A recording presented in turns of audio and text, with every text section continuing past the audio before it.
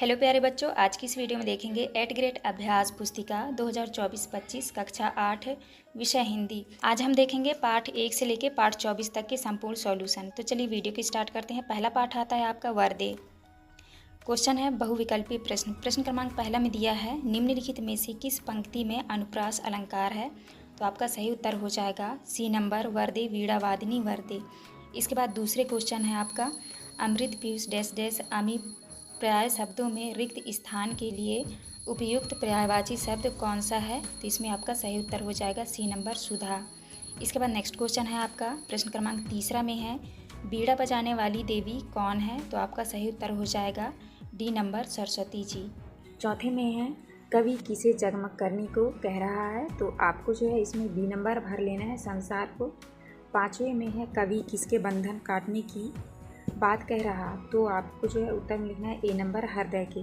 तो इस तरह से आपको कर लेना है। इसके बाद नेक्स्ट क्वेश्चन आता है आपका नीचे दिए गए शब्दों में से उचित शब्द चुनकर रिक्त स्थानों की पूर्ति कीजिए। प्रश्न नंबर छठवां में है वर्दे कविता के रचयिता। तो आपको जो है यहाँ पे निराला भरना है, तो आप यहाँ भर दीजिएगा निराला। सातवें में है कवि ने भारत में। तो यहाँ पे आपको अमरम भरना है। आठवीं में जो है आपको मुक्त भरना है। नौवीं में आपको भरना है प्रकाश और 10वीं में आपको भरना है 4। इसके बाद नेक्स्ट आता है आपका अति लघुत्तरीय प्रश्न। प्रश्न क्रमांक 11 में है जलद मंद्र रव से कवि का क्या आशय है। तो आपको उत्तर में लिखना है इनके कंठ को कोमल और नवीन बादल के समान धीमा और गंभीर स्वर प्रदान कर दें। 12वीं में है कविता में कवि कौन सा निर्झर बहाने की बात कह रहा है। तो आपको उत्तर में लिखना है कवि ने ज्ञान की ज्योति से पूरे संसार को चमकाने की कामना की है। 13 में है वर्दे कविता की मुख्य भावना क्या है। तो आपको उत्तर में लिखना है कवि ने सरस्वती देवी से संपूर्ण भारतवर्ष में स्वतंत्रता की आवाज़ भर देने की कामना की है। इसके बाद नेक्स्ट क्वेश्चन आता है आपका प्रश्न क्रमांक 14। प्रश्न क्रमांक 14 में है इन शब्दों की वर्तनी शुद्ध करके लिखिए। मातृभूमि, निर्झर, प्रकाश, अमृत। तो इसको जो है आपको सही करके लिखना है। यहाँ पे आपको सही करके लिखना है मातृभूमि, यहाँ पे आपको लिखना है निर्झर, प्रकाश, अमृत।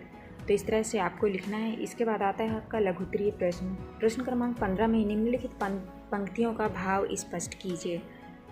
तो यहाँ पे उत्तर लिख देना है हे माँ सरस्वती आकाश के समान यह नया समाज सर्वत्र फैला हुआ है। इसमें नए नए कवि नवीन पक्षियों के समान चमकते हुए कल्पना की उड़ान भरने के लिए आकुल हैं। तो इस तरह से आपको करना है। इसके बाद आता है आपका प्रश्न क्रमांक 16। प्रश्न क्रमांक 16 में नवजात शिशु के चरण कमल के समान सुंदर है। वाक्य में उपमेय उपमान साधारण धर्म एवं वाचक शब्द छाँट कर लिखिए। तो आपको उपमेय में लिखना है नवजात शिशु के चरण, उपमान में लिखना है कमल, साधारण धर्म में लिखना है सुंदर और वाचक शब्द में लिखना है समान। इसके बाद आता है आपका प्रश्न क्रमांक 17। आकाश के 3 पर्यायवाची शब्द लिखकर उन्हें वाक्यों में प्रयोग कीजिए। तो पहला है आपका नभ। आपको वाक्य में प्रयोग करना है नभ में विचरण करने वाले पक्षी पर कोई रोक नहीं। गगन में लिखना है अमेरिका में बहुत सारी गगनचुंबी इमारतें हैं। अंबर में लिखना है धरती अंबर जहाँ मिलते प्रतीत होते हैं वह क्षितिज कहलाता है। तो इस तरह से आपको लिखना है। इसके बाद आता है आपका प्रश्न क्रमांक 18। प्रश्न क्रमांक 18 में है कविता में अलंकार का उपयोग क्यों किया जाता है लिखिए। तो आपको लिखना है अलंकार कविता के सौंदर्य को बढ़ाने वाले शक होते हैं, इसीलिए कविता में अलंकार का उपयोग किया जाता है। इसके बाद नेक्स्ट आता है आपका दीर्घ उत्तरीय प्रश्न। प्रश्न क्रमांक 19 में है आप माँ सरस्वती से अपने राष्ट्र के लिए वरदान में क्या क्या मांगना चाहेंगे। तो यहाँ पे देख लीजिए, यहाँ पे उत्तर लिखा है। आपको जो है इस तरह से आपको लिख लेना है। इसके बाद नेक्स्ट क्वेश्चन आता है आपका प्रश्न क्रमांक 20। प्रश्न क्रमांक 20 में है आप अपने विद्यालय में कौन कौन से नए परिवर्तन चाहेंगे और क्यों, विस्तार पूर्वक लिखिए। इस तरह से जो है आपको प्रश्न क्रमांक 20 का उत्तर कर लेना है। इसके बाद नेक्स्ट आता है आपका पाठ 2। पाठ 2 में है आत्मविश्वास। पहला प्रश्न आता है आपका बहुविकल्पीय प्रश्न। प्रश्न क्रमांक 1 में है आत्मविश्वास का संबंध किससे है। तो यहाँ पे आपको उत्तर में लिखना है आत्मविश्वास का संबंध मन से है। दूसरे में है सामने वाले व्यक्ति की आदि शक्ति खींच लेने की विशेषता किसमें थी। तो आपको उत्तर में लिखना है बाली में। तीसरे में है एकाग्रता को कौन नष्ट कर देती है। तो आपको लिखना है दुविधा। इसके बाद आता है आपका प्रश्न क्रमांक 4। चौथे में कृष्ण ने महाभारत में अपना उपदेश किसे दिया था, तो आपको जो है उत्तर में लिखना है अर्जुन को। तो यहाँ पे आपको लिखना ही है अर्जुन को। पाँचवें में है कसौटी पर कसना मुहावरे का अर्थ है। तो आपको तीसरा कर लेना है अच्छे से परखना। तीसरा से आपको करना है। इसके बाद नेक्स्ट आता है आपका नीचे दिए गए शब्दों में से उचित शब्द चुनकर रिक्त स्थानों की पूर्ति कीजिए। तो आपको छठवें में भरना है शत्रु, और सातवें में आपको श्री कृष्ण, और आठवें में ज्योतिषी, नौवें में आपको भरना है निबंध, और 10वें में भरना है आपको शाली। तो इस तरह से आपको भर लेना है। इसके बाद आता है आपका अति लघु उत्तरीय प्रश्न। प्रश्न क्रमांक 11 में है निम्नलिखित शब्दों में से प्रत्यय छाँट कर लिखिए। तो आपको जो है इसमें प्रत्यय छाँट कर लिखना है। तो उत्तर में लिखना है ता लिखना है इक वाला वान। तो इस तरह से आपको लिख लेना है। इसके बाद 12वें में है विजयमाला सामाजिक पद में कौन सा समास है। तो आपको उत्तर में लिखना है षष्ठी तत्पुरुष समास। इसके बाद आता है आपका 13। प्रश्न क्रमांक 13 में है हमें किन लोगों से दूर रहना चाहिए। तो आपको उत्तर में लिखना है हमें कायर लोग निंदा करने वाले एवं घमंडी लोगों से दूर रहना चाहिए। इसके बाद आता है आपका प्रश्न क्रमांक 14 में है राम बाली के सामने आकर क्यों नहीं लड़े। तो आपको उत्तर में लिखना है राम बाली के सामने आकर इसलिए नहीं लड़े कि बाली को अपने शत्रु के आधे बल को खींच लेने का वरदान प्राप्त था। इसके बाद आता है आपका प्रश्न क्रमांक 15। प्रश्न क्रमांक 15 में है विरोधी को हम शक्तिशाली क्यों मान लेते हैं। तो आपको उत्तर में लिखना है जब कोई विरोधी हमारे सामने आता है तो हम अपनी आत्महीनता से, कायरता से, संस्कार से, आत्मविश्वास की कमी से विरोधी का और अपना बल तौले बिना ही उसे अपने से शक्तिशाली मान लेते हैं। इसके बाद है आपका प्रश्न क्रमांक 16 में है सफलता की विजय की उन्नति की कुंजी तो अविचल श्रद्धा ही है, इस वाक्य का भाव स्पष्ट कीजिए। तो आपको उत्तर में लिखना है भाव। इस वाक्य का भाव यह है कि यदि हमारे अंतर लक्ष्य के प्रति अटूट विश्वास है तो निश्चय ही हम अपने उद्देश्य में सफल होते हैं, किसी भी चुनौती पर विजय प्राप्त करते हैं। अतः विश्वास ही उन्नति की कुंजी है। तो इस तरह से आपको 16 का उत्तर करना है। इसके बाद आता है आपका प्रश्न क्रमांक 17। प्रश्न क्रमांक 17 में है लेखक के मित्र के गुणों पर प्रकाश डालते हुए बताइए कि हमें इससे क्या शिक्षा लेनी चाहिए। तो आपको उत्तर में लिखना है हमें यह शिक्षा मिलती है कि आत्मविश्वास से मानव को मानसिक व आध्यात्मिक शक्ति मिलती है। आत्मविश्वास के बदौलत हम कठिन से कठिन परिस्थितियों का सामना करने में सक्षम होते हैं। इसके बाद आता है आपका प्रश्न क्रमांक 18। प्रश्न क्रमांक 18 में है किसी भी प्रतियोगी परीक्षा में सफल होने के लिए क्या क्या जरूरी है। तो आपको उत्तर में लिखना है प्रतियोगी परीक्षाओं में सफलता के लिए दृढ़ इच्छा शक्ति और आत्मविश्वास सबसे ज़रूरी है। इसके बाद आता है आपका प्रश्न क्रमांक 19 उत्तरीय प्रश्न। प्रश्न क्रमांक 19 में है आत्मविश्वास के बूते पर जीवन में सब कुछ करना संभव है। आत्मविश्वास पाठ के आधार पर किसी महान व्यक्तित्व का उदाहरण देते हुए उक्त कथन को स्पष्ट कीजिए। तो आपको प्रश्न क्रमांक 19 का उत्तर लिखना है आत्मविश्वास के बूते यह बल पर जीवन में सब कुछ करना संभव है। नेताजी सुभाष चंद्र बोस का उदाहरण लीजिए। जब वे ICS की प्रतियोगिता में बैठे तो अंग्रेज परीक्षक ने पूरी तेजी से घूमते हुए बिजली के पंखे की ओर इशारा कर उसे पूछा क्या इसकी पंखुड़ियाँ गिनी जा सकती। सुभाष बाबू ने झट से पंख बंद कर दिया और बोले जी हाँ। सुगमता के साथ यह सुनकर परीक्षक प्रसन्न हो गया। इस आत्मविश्वास के अभाव में यदि वे घबरा जाते और उटपटांग जवाब देते तो परीक्षा में फेल हो जाते। तो इस तरह से आपको उत्तर लिखना है। इसके बाद नेक्स्ट क्वेश्चन आता है आपका प्रश्न क्रमांक 20 में है गद्यांश को पढ़कर उसका सार अपने शब्दों में लिखिए। तो यहाँ पर देख लीजिए, यहाँ पे आपका जो है पूरा गद्यांश दिया हुआ है, इसको पढ़ के जो है आपको सार लिखना है। लीजिए, तो इस तरह से आपको प्रश्न क्रमांक 20 का उत्तर लिख लेना है। तो आप अच्छे से यहाँ से देख के कर लीजिएगा। 8.3 लिखा है मध्य प्रदेश की संगीत विरासत का पहला प्रश्न आता है आपका बहुविकल्पीय प्रश्न। यहाँ पे देख लीजिए, पहला प्रश्न आता है आपका भारतीय संस्कृति की आत्मा किसे कहा गया है। तो पहले में आपका दिया है धन को, स्वास्थ्य को, संगीत को, राजा को। तो आपका राइट आंसर होगा सी नंबर संगीत को। इसके बाद नेक्स्ट क्वेश्चन आता है आपका प्रतिदिन शब्द में कौन सा समास है। तो इसमें से आपको सही उत्तर कर देना है अवयवी समास। तो यहाँ पे आपको अवयवी समास लिख लेना है। इसके बाद नेक्स्ट क्वेश्चन आता है आपका तीसरा में है भारत रत्न लता मंगेशकर का स्वर कोकिला कहा जाता है क्योंकि वे, तो आपको यहाँ पे भर देना है बी नंबर, सुरीली गायिका थी। इसके बाद नेक्स्ट आता है आपका चौथा में है ध्रुपद गायन के प्रेरणता कौन थे, तो आपका सही उत्तर हो जाएगा ए नंबर, राजा मानसिंह तोमर। तो इस तरह से आपको भर लेना है। इसके बाद नेक्स्ट क्वेश्चन आता है आपका पाँचवें में है मालवी गीतों को राग दरबारी ढंग से गाने वाले गायक कौन कौन हैं, तो आपको यहाँ पे सही उत्तर हो जाएगा बी नंबर, सिंधराम कोमकली। तो इस तरह से भर लेना है आपको। इसके बाद नेक्स्ट आता है आपका नीचे दिए गए शब्दों में से उचित शब्द चुनकर रिक्त स्थानों की पूर्ति कीजिए। तो आपको छठवें में तानसेन भर लेना है, सातवें में है आपको तन्मय भर लेना है, और आठवें में देवास, और नौवां में आपको संगीत, और 10वें में जो है आपको इक भर लेना है। इसके बाद नेक्स्ट आता है आपका अति लघुत्तरीय प्रश्न क्रमांक 11 में है समाधि स्थल और राग रागनी शब्दों का समास विग्रह कीजिए। तो आपको उत्तर में लिखना है समाधि स्थल, समाधि का समास।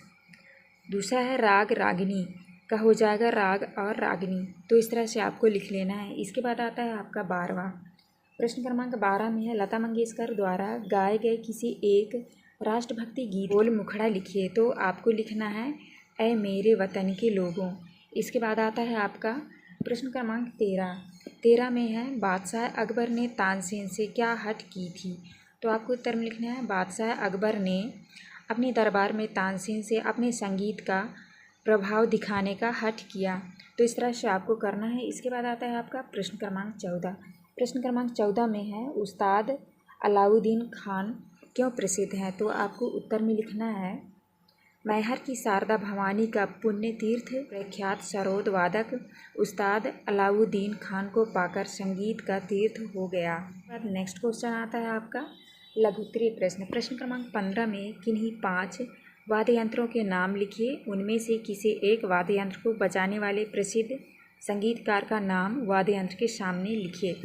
तो आपको लिखना है पहला है देखिए तबला, उसके सामने लिखना है आपको जाकिर हुसैन, सितार में लिखना है पंडित रविशंकर, शहनाई में लिखना है बिस्मिल्लाह खान, और सितार में लिखना है हरि प्रसाद चौरसिया, और तबला में लिखना है तलीफ खां। तो इस तरह से आपको करना है। इसके बाद नेक्स्ट आता है आपका प्रश्न क्रमांक 16 में है लता जी को समूचे राष्ट्र की गायिका क्यों कहा जाता है। तो आपको उत्तर में लिखना है उन्होंने हर भाव, धर्म और भाषा के गीतों में अपने स्वरों को संजोया, इसीलिए वे समूचे राष्ट्र की गायिका हैं। तो इस तरह से आपको उत्तर करना है। इसके बाद आता है आपका प्रश्न क्रमांक 17 में है अपने क्षेत्र के किसी एक लोकगीत की 4 पंक्तियाँ लिखिए और यह भी बताइए कि इसे कब गाया जाता है। तो आपको उत्तर में लिखना है सावन लोकगीत। अरे बहना छाई घटा घनघोर, सावन के दिन आ गए, उमड़ उमड़ घन गरजते, अरे बहना ठंडी ठंडी पहल फुहार। तो इस तरह से जो है आपको उत्तर लिखना है। इसके बाद नेक्स्ट आता है आपका प्रश्न क्रमांक 18 में है मध्यकालीन भारत में संगीत का परंपरा कहाँ से प्रारंभ हुई, इस स्थान पर संगीत से जुड़ा कौन सा आयोजन होता है। तो आपको उत्तर में लिखना है मध्यकालीन भारत में संगीत की अनूठी परंपरा रही है। यह परंपरा ग्वालियर घराने से प्रारंभ हुई। ग्वालियर में अखिल भारतीय तानसेन समारोह का 3 दिवसीय आयोजन किया जाता है। इसके बाद आता है आपका दीर्घ उत्तरीय प्रश्न क्रमांक 19 में है मानव जीवन से संगीत कैसे जुड़ा है, अपने शब्दों में लिखिए। तो इसको जो है आप अपने से भी लिख सकते हैं। तो इसका उत्तर देख लीजिए, यहाँ पे आप इस तरह से लिख लीजिएगा। ऋषि मुनियों और साधकों की हजारों वर्षों की तपस्या एवं परिश्रम का प्रतिफल है। संगीत कहा जाता है कि जिस समाज में कला का स्थान नहीं होता वह समाज भी प्राणहीन हो जाता है। जिस समाज में कुमार गंधर्व जैसे संगीत प्रेमी पैदा हो जाते हैं वहाँ देश धन्य हो जाता है। कुमार गंधर्व का वास्तविक नाम सिंधराम कोमकली था। अपने पंडित B.R. देवधर से संगीत की शिक्षा प्राप्त की। 7 वर्ष की अल्प आयु में ही वे बाल गायक के रूप में विख्यात थे। तो इस तरह से आपको 19 का उत्तर करना है। इसके बाद आता है आपका प्रश्न क्रमांक 20 में है आप अपनी पसंद के किसी एक संगीतकार के बारे में कम से कम 10 पंक्तियाँ लिखिए। तो आपको उत्तर में लिखना है स्वर कोकिला लता मंगेशकर। आपको जो संगीतकार पसंद है आप उसके बारे में लिख सकते हैं। यहाँ पे हमने लिखा है स्वर कोकिला लता मंगेशकर के बारे में। पहला है इनका जन्म मध्य प्रदेश के इंदौर नगर में 1947 में हुआ। दूसरा है उन्होंने हर भाव, धर्म और भाषा के गीतों में अपने स्वरों को संजोया है। तीसरे में है इन्हें समूचे राष्ट्र की गायिका कहते हैं। चौथा है इनके गले में सरस्वती स्वयं विराजमान थीं। पाँचवें में है वे अपनी दिनचर्या के प्रति सदैव सचेत रहती हैं। छठवें में है इनकी इच्छा शक्ति ही उनकी सफलता का मूल मंत्र है। सातवां था लता जी को देश के सर्वोच्च नागरिक सम्मान भारत रत्न से सम्मानित किया गया है। तो इस तरह से आपको जो है लिख लेना है। इसके बाद आता है आपका पाठ 4। पाठ 4 में है अपराजिता। तो यहाँ पे आपकी निर्देश दिए हुए आप पढ़ लीजिएगा। यहाँ पे आपका पहला प्रश्न आता है बहुविकल्पीय प्रश्न। प्रश्न क्रमांक पहला में है इस पाठ में अपराजिता किसे कहा जाता है। तो यहाँ पे आपका सही उत्तर हो जाएगा डॉक्टर चंद्रा को। तो आप यहाँ पे लिख देना है डॉक्टर चंद्रा को। दूसरा है अपराजिता पाठ किस विधा में है। तो आपको जो है उत्तर में लिख देना है संस्मरण। तो यहाँ पे आपको उत्तर में भी लिख देना है संस्मरण। इसके बाद नेक्स्ट आता है आपका प्रश्न क्रमांक तीसरा। प्रश्न क्रमांक तीसरा में है डॉक्टर चंद्रा की सफलता में सबसे बड़ा सहयोग किसका था। तो आपका सही उत्तर हो जाएगा बी नंबर उनकी जननी का। इसके बाद नेक्स्ट है चौथा डॉक्टर चंद्रा की इच्छा क्या बनने की थी। तो आपको उत्तर में करना है ए नंबर चिकित्सक। पाँचवें में है वह कमज़ोर है परंतु साहसी है, खाली जगह पर कौन सा उचित शब्द रखने पर यह संयुक्त वाक्य बनेगा। तो यहाँ पे आपको भर देना है परंतु। इसके बाद नेक्स्ट आता है आपका खाली स्थान वाले क्वेश्चन। तो आपको पहले में भरना है। छठवें में है लेखिका शिवानी का मूल नाम गौरा पंत। तो यहाँ पे आपको गौरा पंत लिखना है। और सातवें में आपको जो है लखनऊ भरना है। और आठवें में है माइक्रोबायोलॉजी भरना है आपको। नौमा में जो है आपको विस्मयादि बोधक भरना है। और 10वें में है आपको परीक्षा ध्यान भरना है। तो इस तरह से आपको भर लेना है। इसके बाद नेक्स्ट क्वेश्चन आता है आपका अति लघुत्तरीय प्रश्न। प्रश्न क्रमांक 11 में है पाठकीय लेखिका ने अपनी पंक्तियों से किसे प्रेरणा लेने को कहा। तो आपको उत्तर में लिखना है लेखिका अपनी पंक्तियों के माध्यम से उन व्यक्तियों को प्रेरणा देना चाहती है जिनकी भुजा करने पर उनका साहस थम गया है। इसके बाद नेक्स्ट आता है आपका प्रश्न क्रमांक 12। प्रश्न क्रमांक 12 में है डॉक्टर चंद्रा के व्यक्तित्व को एक शब्द या एक वाक्य में व्यक्त कीजिए। तो आपको उत्तर में लिखना है अपराजिता जिन्होंने कभी हार नहीं मानी। तो इस तरह से आपको करना है। इसके बाद आता है आपका प्रश्न क्रमांक 13। प्रश्न क्रमांक 13 में है रचना के आधार पर वाक्य के प्रकार लिखिए। तो आपको रचना के आधार पर वाक्य के 3 प्रकार आपको लिखना है। पहला है साधारण या सरल वाक्य, दूसरे में है मिश्रित वाक्य और तीसरा है संयुक्त वाक्य। तो इस तरह से आपको करना है। इसके बाद नेक्स्ट क्वेश्चन आता है आपका प्रश्न क्रमांक 14। प्रश्न क्रमांक 14 में है डॉक्टर चंद्रा की माँ श्रीमती सुब्रमण्यम के किस गुण से आप प्रभावित हैं। तो आपको उत्तर में लिखना है उन्होंने अपने सुख को त्याग कर अपनी पुत्री के सपनों को सच में बदला। इस गुण ने मुझे प्रभावित किया। इसके बाद आता है आपका लघुत्तरीय प्रश्न। प्रश्न क्रमांक 15 में है अपराजिता पाठ की लेखिका ने लड़की को देवांगना क्यों कहा है। तो आपको उत्तर में लिखना है क्योंकि विकलांग होने के बावजूद भी उनमें धैर्य साहस था। इसके बाद आता है आपका प्रश्न क्रमांक 16। प्रश्न क्रमांक 16 में है साहसी जननी किसे कहा गया है और क्यों। तो आपको उत्तर में लिखना है साहसी जननी डॉक्टर चंद्रा की माता सुब्रमण्यम को कहा गया है क्योंकि 25 वर्ष तक उन्होंने कठिन साधना की थी। इसके बाद आता है आपका 17। प्रश्न क्रमांक 17 में है इस पाठ का शीर्षक अपराजिता क्यों कहा गया है। तो आपको उत्तर में लिखना है यह एक ऐसी विकलांग महिला की मार्मिक कथा है जिसमें अद्भुत धैर्य, दृढ़ इच्छा शक्ति और अनवरत साधना से अपने जीवन को सक्रिय और सफल बनाया। विषम परिस्थितियों में वह साहसपूर्वक आगे बढ़ती रही, अपराजिता बनी रही। तो इस तरह से आपको प्रश्न क्रमांक 17 का उत्तर लिखना है। इसके बाद आता है आपका प्रश्न क्रमांक 18। प्रश्न क्रमांक 18 में है डॉक्टर चंद्रा की ऊपरी धड़ में गति कैसे आई। तो आपको उत्तर में लिखना है 1 वर्ष तक कष्ट साहस उपचार चला और एक दिन स्वयं ही इसके ऊपरी धड़ में गति आ गई। तो इस तरह से आपको करना है। इसके बाद आता है आपका दीर्घ उत्तरीय प्रश्न। प्रश्न क्रमांक 19 में है 25 वर्ष तक इस सहिष्णु महिला ने पुत्री के साथ साथ कैसी कठिन साधना की। इस वाक्य में लेखिका ने किसके जीवन को कठिन साधना कहा है और क्यों। तो आपको उत्तर में लिखना है डॉक्टर चंद्रा और उनकी अद्भुत साहसी जननी टी सुब्रमण्यम को 25 वर्ष तक इस सहिष्णु महिला ने पुत्री के साथ साथ कठिन साधना की। इस साधना का सुखद अंत हुआ 1976 में, जब चंद्रा को डॉक्टर मिली माइक्रोबायोलॉजी में अपंग स्त्री पुरुषों में इस विषय में डॉक्टर पाने वाली चंद्रा प्रथम भारतीय है। जब इसे सामान्य ज्वर के चौथे दिन परीक्षालय हुआ तो गर्दन के नीचे इसका स्वार्ग अचल हो गया। बड़े बड़े डॉक्टरों ने कहा यह कभी रोग मुक्त नहीं हो पाएंगी। प्रश्न में आपका दिया है भक्ति के पद।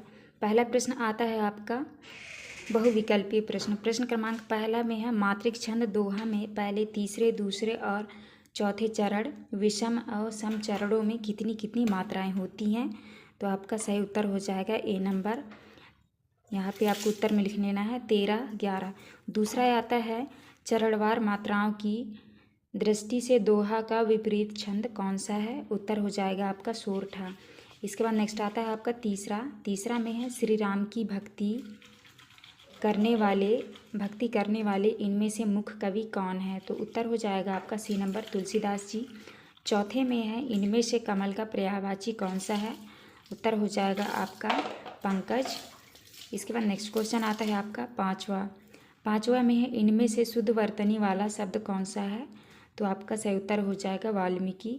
इसके बाद नेक्स्ट क्वेश्चन आता है आपका रिक्त स्थान वाले प्रश्न। तो पहले में जो है आपको यहाँ पे भरना है श्री कृष्ण, दूसरे में भरना है आपको श्री राम और 8वें में भरना है आपको तुलसीदास, 9वें क्वेश्चन में आपको भरना है सूरदास और 10वें में भरना है आपको प्यासा।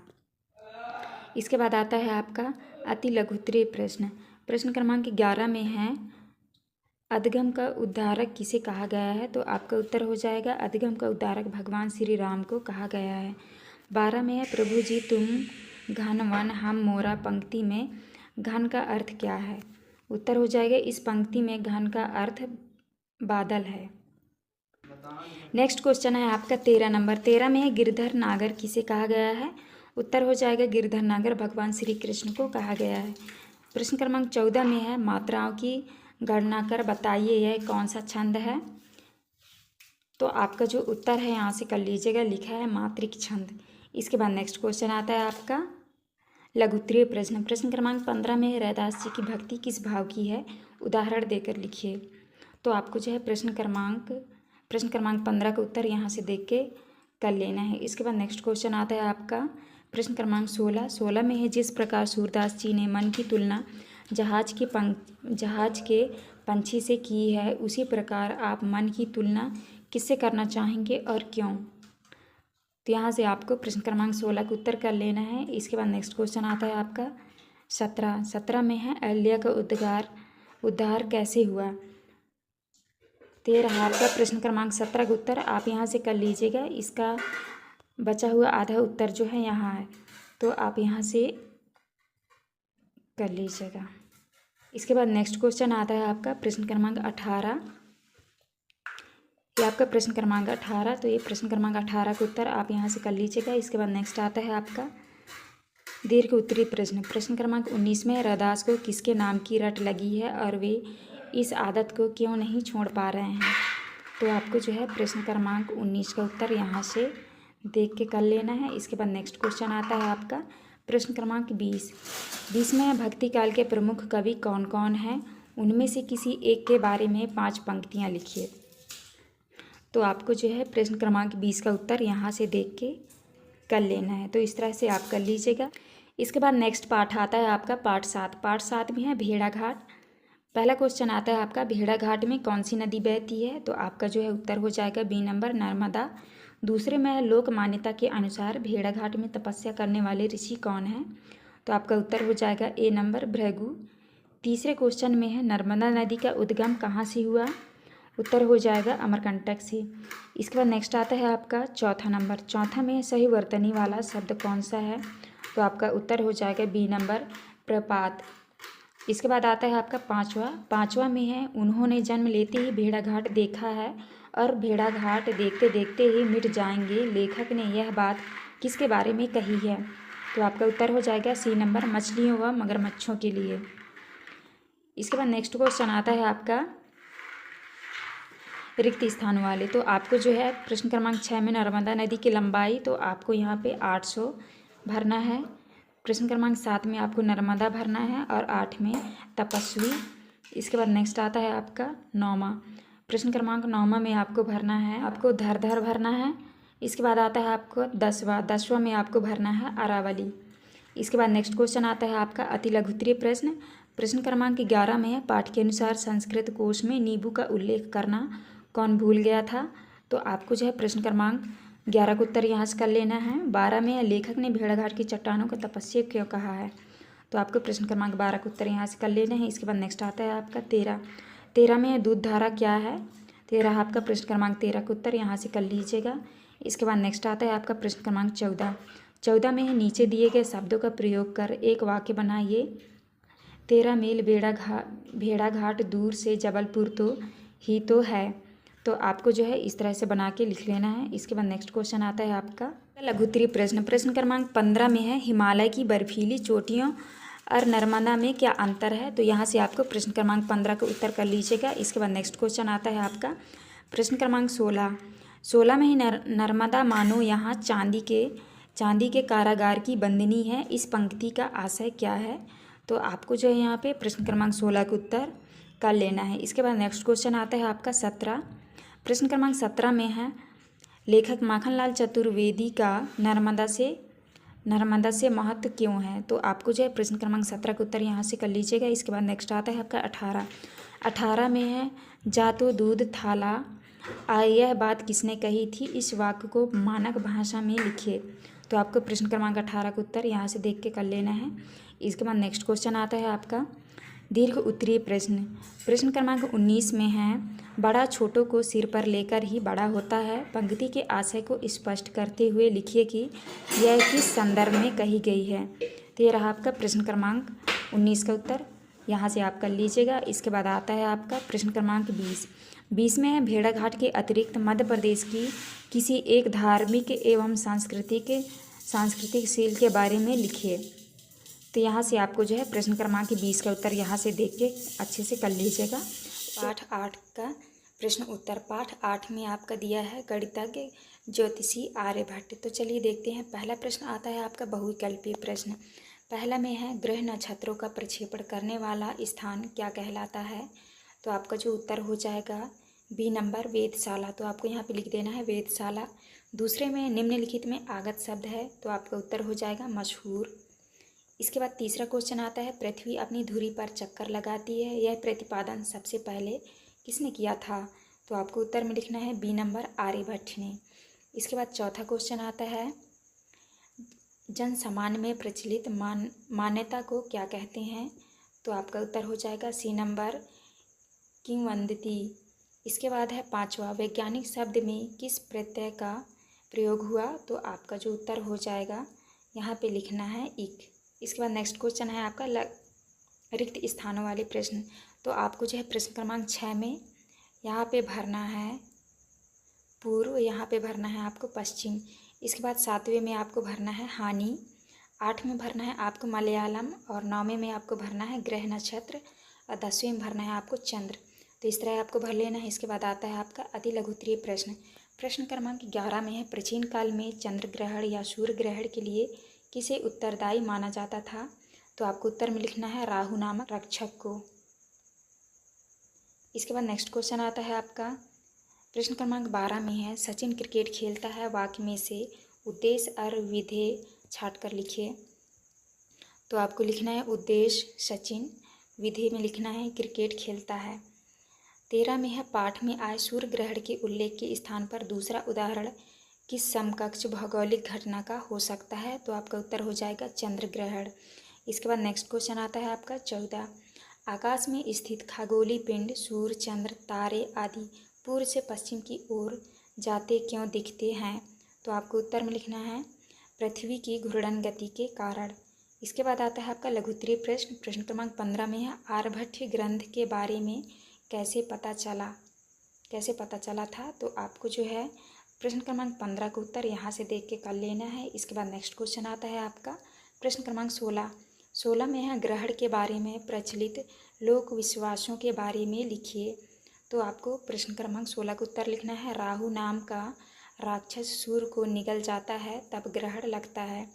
इसके बाद आता है आपका 17 में आप किसी तेज चलती बस में बैठे हैं तब आपको खिड़की से बाहर की वस्तुएं पीछे भागती क्यों दिखाई देती हैं। तो आपको उत्तर में लिखना है। तो आपको जो है प्रश्न क्रमांक 17 का उत्तर यहाँ से देख के कर लीजिएगा। इसके बाद नेक्स्ट क्वेश्चन आता है 18 में है विज्ञान के विभिन्न क्षेत्रों में प्राचीन भारत की देन के बारे में लिखिए। तो आपको जो है प्रश्न क्रमांक 18 का उत्तर यहाँ से देख के कर लेना है। इसके बाद नेक्स्ट क्वेश्चन आता है आपका दीर्घ उत्तरीय प्रश्न। प्रश्न क्रमांक 19 में है आर्यभट्ट के वैज्ञानिक योगदान के बारे में अपने विचार लिखिए। तो आपको जो है प्रश्न क्रमांक 19 का उत्तर यहाँ हमने लिख दिया है, यहाँ से देख के आपको कर लेना है। इसके बाद नेक्स्ट क्वेश्चन आता है आपका प्रश्न क्रमांक 20 में है पृथ्वी के प्राकृतिक उपग्रह का नाम लिखते हुए उनके बारे में 10 वाक्य लिखिए।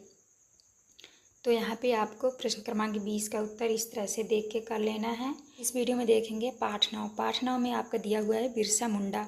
तो चलिए देखते हैं। पहला प्रश्न आता है आपका मुंडा भाषा में सिंह का अर्थ क्या है। तो आपका जो उत्तर हो जाएगा बी नंबर सूर्य।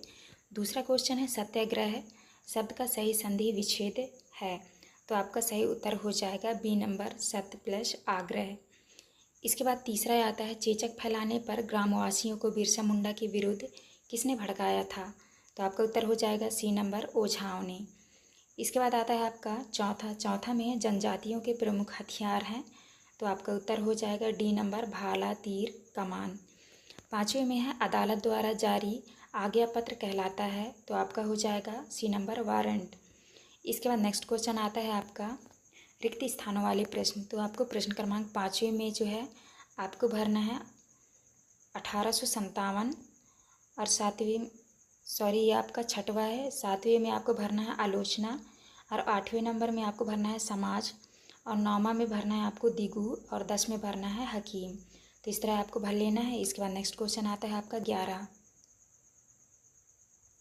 प्रश्न क्रमांक 11 में है उपचार के लिए बिरसा मुंडा जड़ी बूटियों के उपयोग के साथ साथ क्या बताया करते थे। तो आपको उत्तर में लिखना है उपचार के लिए बिरसा मुंडा जड़ी बूटियों के उपयोग के साथ साथ स्वास्थ्य हेतु लाभदायक सलाह दिया करते थे।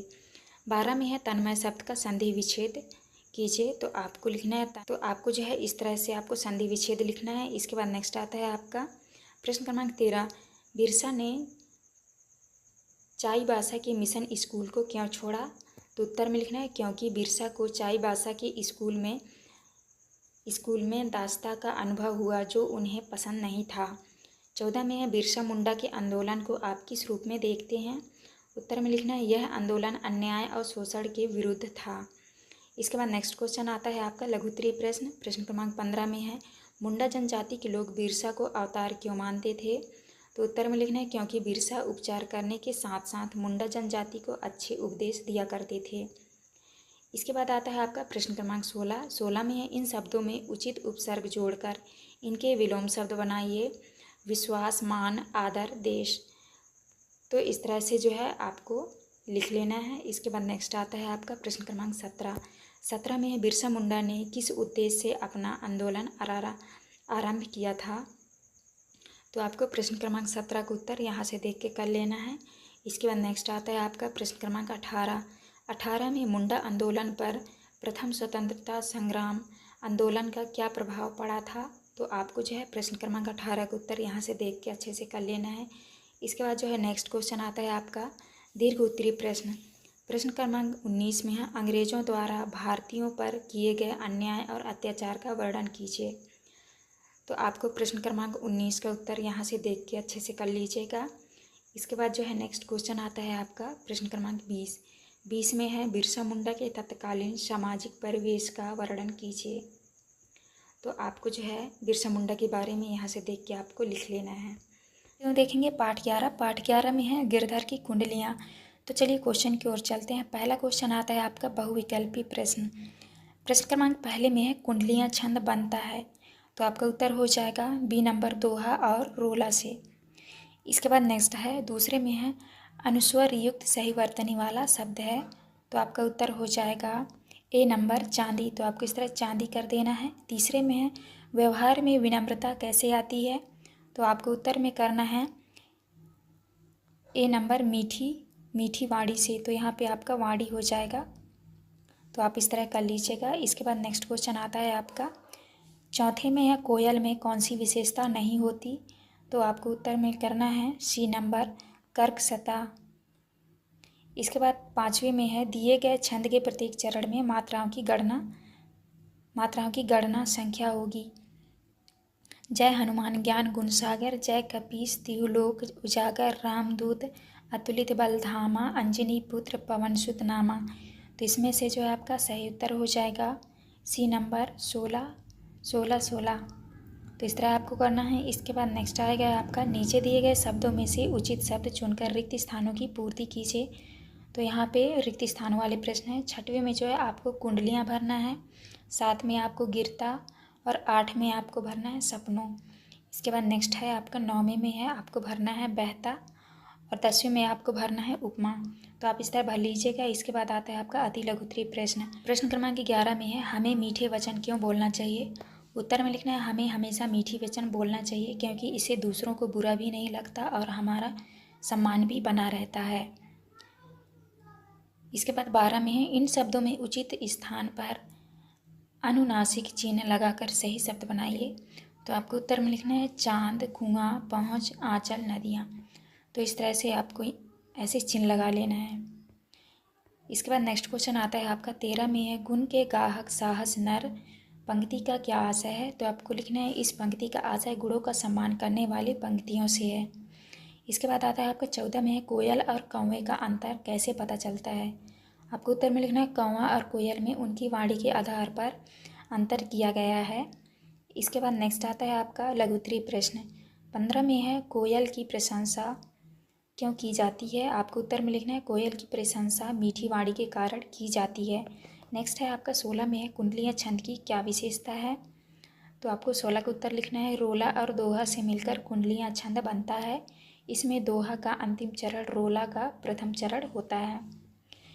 इसके बाद नेक्स्ट है आपका 17 में है आपको अचानक बहुत सारा धन मिल जाए तो आप कैसे व्यवहार करेंगे, तो आपको उत्तर में लिखना है धन पाकर हम अभिमान नहीं करेंगे क्योंकि धन की गति चंचल होती है, यह कोई एक जगह नहीं टिकता, आज हमारे पास है तो कल किसी और के पास है। इसके बाद आता है आपका 18 में है आप ऐसी कौन सी बात को भूलना चाहेंगे जो आपको अच्छी नहीं लगी हो, आपको उत्तर में करना है हम बीती हुई बुरी बातों को भूलना चाहेंगे जो हमें अच्छी ना लगी हो क्योंकि उन्हें याद रखने से कोई लाभ नहीं होता है। इसके बाद आता है आपका दीर्घ उत्तरीय प्रश्न। प्रश्न क्रमांक 19 में है गिरधर की कुंडलियाँ लोक व्यवहार में कितनी उपयोगी हैं, तो आपको उत्तर में करना है गिरधर की कुंडलियाँ लोक व्यवहार में अति उपयोगी हैं। पंक्तियों के माध्यम से गिरधर संसार को एक परोपकार संदेश दिया है। गिरधर जी कहते हैं कि धन का कभी अभिमान नहीं करना चाहिए क्योंकि यह चंचल होता है, और इसी तरह कई सारे उदाहरण देकर गिरधर संसार को एक नई सीख देने का प्रयास करते हैं। इसके बाद नेक्स्ट है आपका प्रश्न क्रमांक 20 में है आप अपने जीवन में किस व्यक्ति से प्रभावित हुए हैं, उनके गुणों के बारे में विस्तार से लिखिए। आपको उत्तर में लिखना है मैं अपने जीवन में अपने हिंदी के शिक्षक की मोहनदास जी से बहुत प्रभावित हुआ हूँ क्योंकि वे एक आदर्शवादी, साहसी, सहनशील और संस्कारवादी व्यक्ति हैं। उन्होंने हर समय एक अच्छा व्यक्ति बनने में मेरी सहायता की है। आपको इस तरह करना है। आज के वीडियो में देखेंगे पाठ 12 में है याचक और दाता। तो चलिए क्वेश्चन की ओर चलते हैं। पहला क्वेश्चन आता है आपका पाठ के अनुसार प्रतिदिन मंदिर के द्वार पर फूल कौन बेचता था, तो आपको उत्तर में लिखना है वृद्धा, तो आपका सी नंबर सही उत्तर हो जाएगा। इसके बाद नेक्स्ट क्वेश्चन है दूसरे में याचक और दाता कहानी में वास्तविक याचक किसे माना गया है, तो आपका उत्तर हो जाएगा बी नंबर सेठ जी को। तीसरे में है होश में आने के बाद मोहन की स्थिति क्यों बिगड़ने लगी थी, तो आपको उत्तर में करना है वृद्धा माँ को न देखकर। इसके बाद नेक्स्ट क्वेश्चन आता है आपका चौथे में है मोहन के पूर्ण स्वस्थ होने में कौन सी बात प्रमुख थी, तो आपको उत्तर में करना है ममता। इसके बाद 5वें में है ममता में ता के स्थान पर तत्व प्रत्यय लगने से क्या शब्द बनेगा। तो आपको उत्तर में लिखना है महत्व। तो यहाँ पे आपको महत्व लिख देना है। इसके बाद आता है आपका नीचे दिए गए शब्दों में से उचित शब्द चुनकर रिक्त स्थानों की पूर्ति कीजिए। तो ये आपके खाली स्थान वाले प्रश्न हैं। तो यहाँ पे आपको 6 में भरना है आपको रविंद्रनाथ ठाकुर, 7 में भरना है आपको नीरू। इसके बाद नेक्स्ट क्वेश्चन आता है आपका 8 में भरना है आपको औषधि और 9वें में भरना है आपको याचक और 10 में भी आपको भरना है याचक। तो आप इस तरह भर लीजिएगा। इसके बाद नेक्स्ट क्वेश्चन आता है आपका अति लघु उत्तरीय प्रश्न। प्रश्न क्रमांक 11 में है मेरा बच्चा बहुत बीमार है। वाक्य में उदाहरण चिन्ह लगाकर फिर से लिखिए। तो आपको उत्तर में लिखना है मेरा बच्चा बहुत बीमार है। तो आपको जो है इस तरह से इस साइड में चिन्ह लगे इस तरह लगा देना है। इसके बाद 12 में है वृद्धा माँ पैसों की बचत क्यों करने लगी थी। तो आपको उत्तर में लिखना है बच्चों के सुखद भविष्य को बुन रही थी। वह उसे अच्छा खिलौना पहनाना और प्रसन्न देखना चाहती थी। 13 में है वृद्ध माँ को किस बात की आशंका थी। आपको उत्तर में लिखना है हांडी में अधिक धन हो जाने के कारण तथा चोरी हो जाने की आशंका में थी। इसके बाद 13 में है मोहन सेठ जी का पुत्र है, इस बात का पता कैसे चला। उत्तर है बालक की जांघ पर लाल रंग का चिन्ह पहचान कर। 15 में है सेठ जी के हाथ पांव फूलने लगे। वाक्य में रेखांकित वाक्यांश का अर्थ क्या है। तो आपको अर्थ में लिखना है अर्थ डर जाना या घबरा जाना। इसके बाद 16 में है इन शब्दों की वर्तनी शुद्ध करके लिखिए। तो आपको जो है इन शब्दों को शुद्ध करके लिखना है। जैसे यहाँ पे हो जाएगा आपका जिजीविषा, दूसरा सहानुभूति, वात्सल्य, दर्शनार्थियों।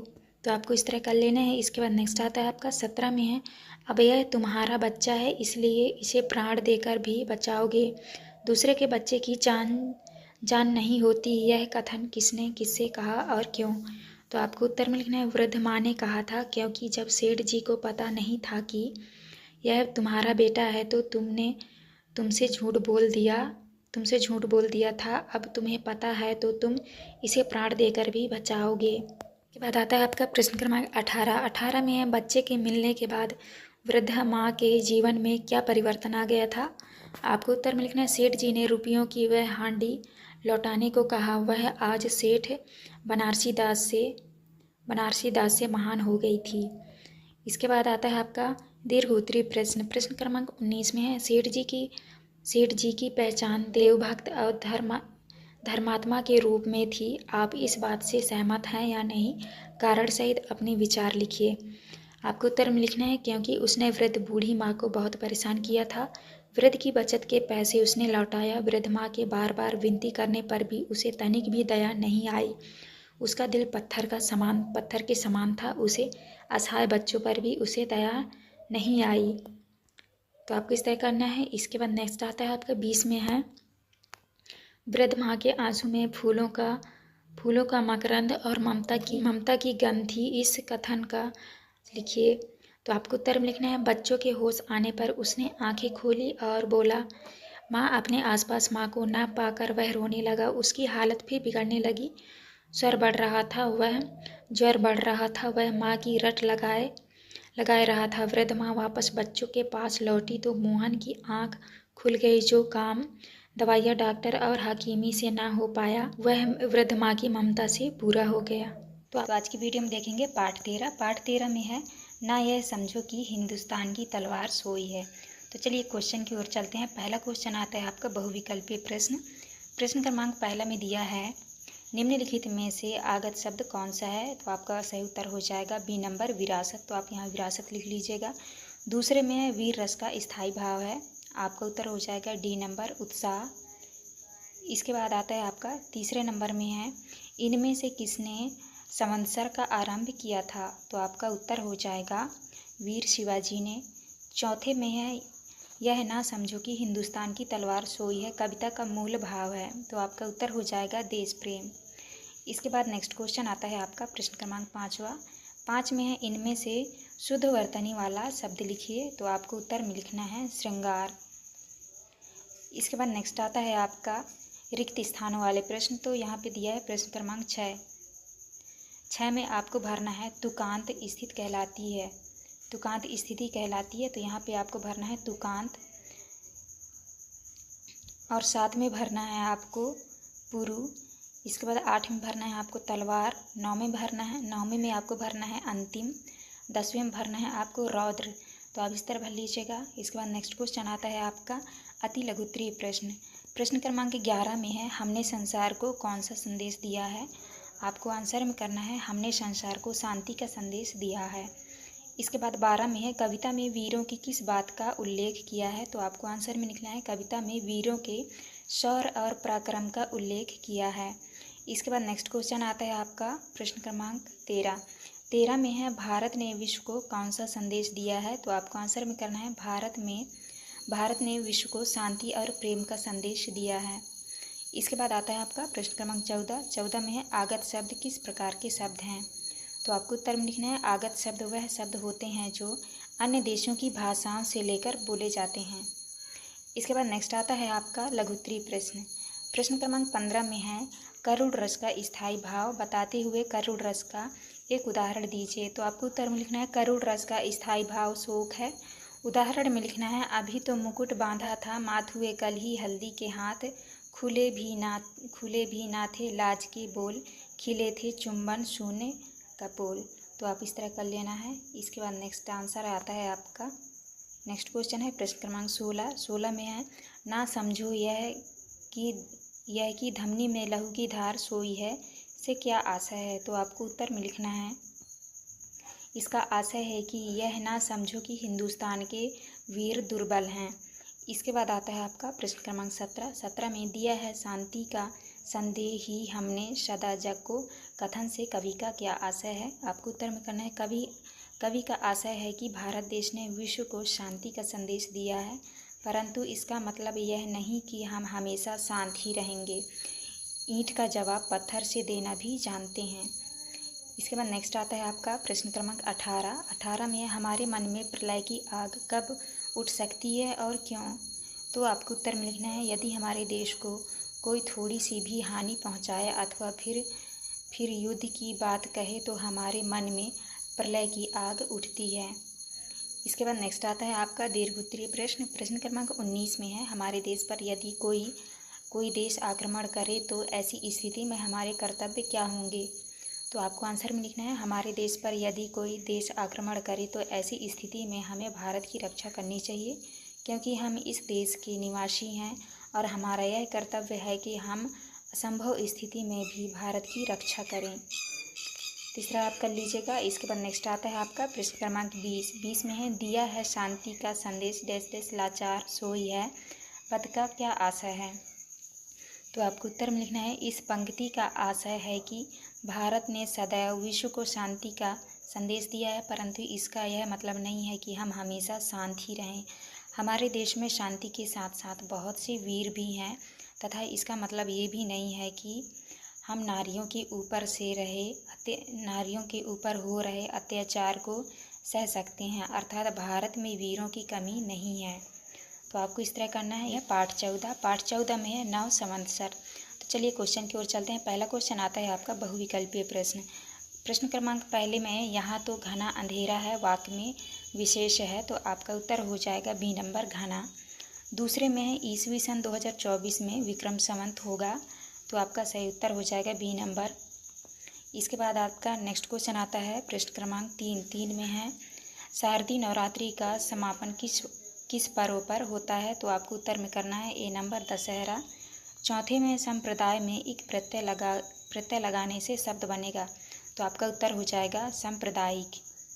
इसके बाद नेक्स्ट आता है 5वें में है चंद्रवर्ष लगभग दिनों का होता है, तो आपका उत्तर हो जाएगा सी नंबर 354।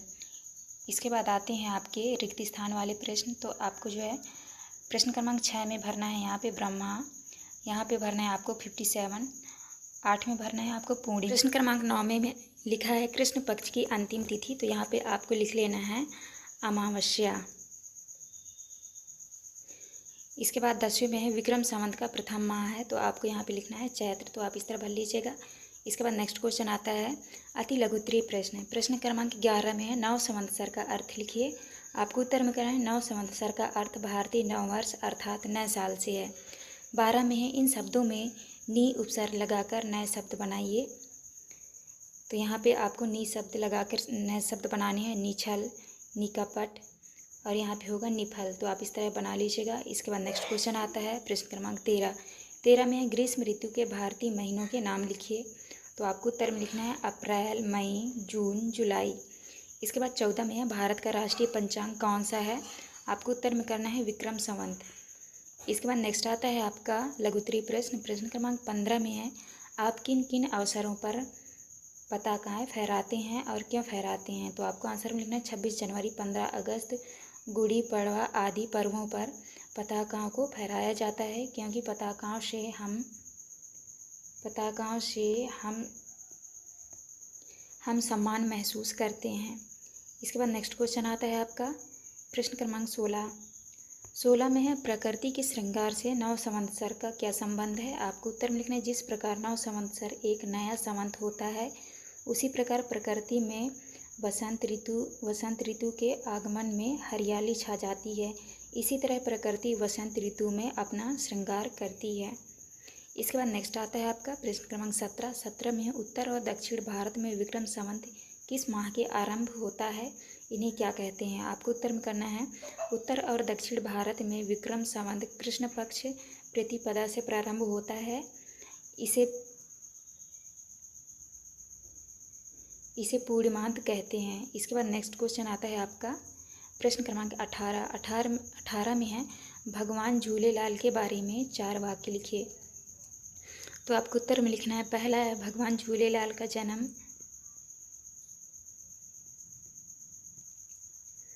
झूलेलाल का जन्म 1007 को हुआ था। दूसरा है यह भाई रतन राय के घर में हुए थे। तीसरे में है भगवान झूलेलाल सांप्रदायिक सद्भाव और एकता के प्रतीक हैं। चौथे में है हमारे सिंधी भाई इनकी जयंती की बड़े धूमधाम से मनाते हैं। आपको इस तरह कर लेना है। इसके बाद नेक्स्ट क्वेश्चन आता है आपका दीर्घ उत्तरीय प्रश्न। प्रश्न क्रमांक 19 में है हमारे देश में कौन कौन से संवत प्रचलित हैं, विस्तार से लिखिए। तो आपको उत्तर में लिखना है हमारे देश में मुख्य रूप से 2 संवत चल रहे हैं, जो कि निम्न हैं। पहला है विक्रम संवत। यह संवत का प्रचलन उज्जैनी के महान सम्राट विक्रमादित्य ने विदेशी आक्रमणकारी शक राजाओं पर अपनी विजय के उपलक्ष्य में ईसा पूर्व 57 में किया था। दूसरा है शक संवत। यह संवत 78 ईस्वी में प्रारंभ हुआ था। इस संवत को छत्रम चेस्टन ने प्रचलित किया। इसके बाद नेक्स्ट क्वेश्चन आता है आपका प्रश्न क्रमांक 20 में है नव संवत्सर के बारे में 5 नए प्रश्नों का स्वयं निर्माण कर उनके उत्तर लिखिए। तो यहाँ पे देख लीजिए पहला प्रश्न है नव संवत्सर क्या है। तो आपको उत्तर में लिखना है भारतीय नववर्ष। दूसरा क्वेश्चन आएगा नव संवत्सर का दूसरा नाम क्या है। आपको उत्तर में लिखना है चैत्र शुक्ल प्रतिपदा। तीसरे में है नव संवत्सर किस महीने से प्रारंभ होता है। तो आपको उत्तर में लिखना है चैत्र माह से। इसके बाद नेक्स्ट चौथे में है नव संवत्सर का दूसरा नाम क्या है। तो आपको उत्तर में लिखना है गुड़ी पड़वा। पाँचवें में नव संवत्सर का उपयोग क्यों किया जाता है। तो आपको आंसर में लिखना है समय की गणना के लिए। तो आप इस तरह कर लीजिएगा। ये था आपका लास्ट क्वेश्चन। यहाँ वीडियो में देखेंगे पार्ट 15 में है महेश्वर। तो चलिए क्वेश्चन की ओर चलते हैं। पहला क्वेश्चन आता है आपका महेश्वर पाठ किस विधा में लिखा गया है। तो आपको उत्तर में लिखना है बी नंबर पत्र। दूसरा में परशुराम जी के पिता का नाम था। तो आपको उत्तर में लिखना है बी नंबर ऋषि जमदग्नि। इसके बाद नेक्स्ट आता है आपका प्रश्न क्रमांक 3 में है जहाँ पूरा अवशेष सांस्कृतिक वैज्ञानिक महत्व आदि से संबंधित वस्तुएं प्रदर्शित की जाती है वह स्थान कहलाता है। तो आपको उत्तर में लिखना है संग्रहालय। चौथा में है महारानी अहिल्याबाई को किस रूप में देखा जाता है। आपको लिखना है लोकमाता।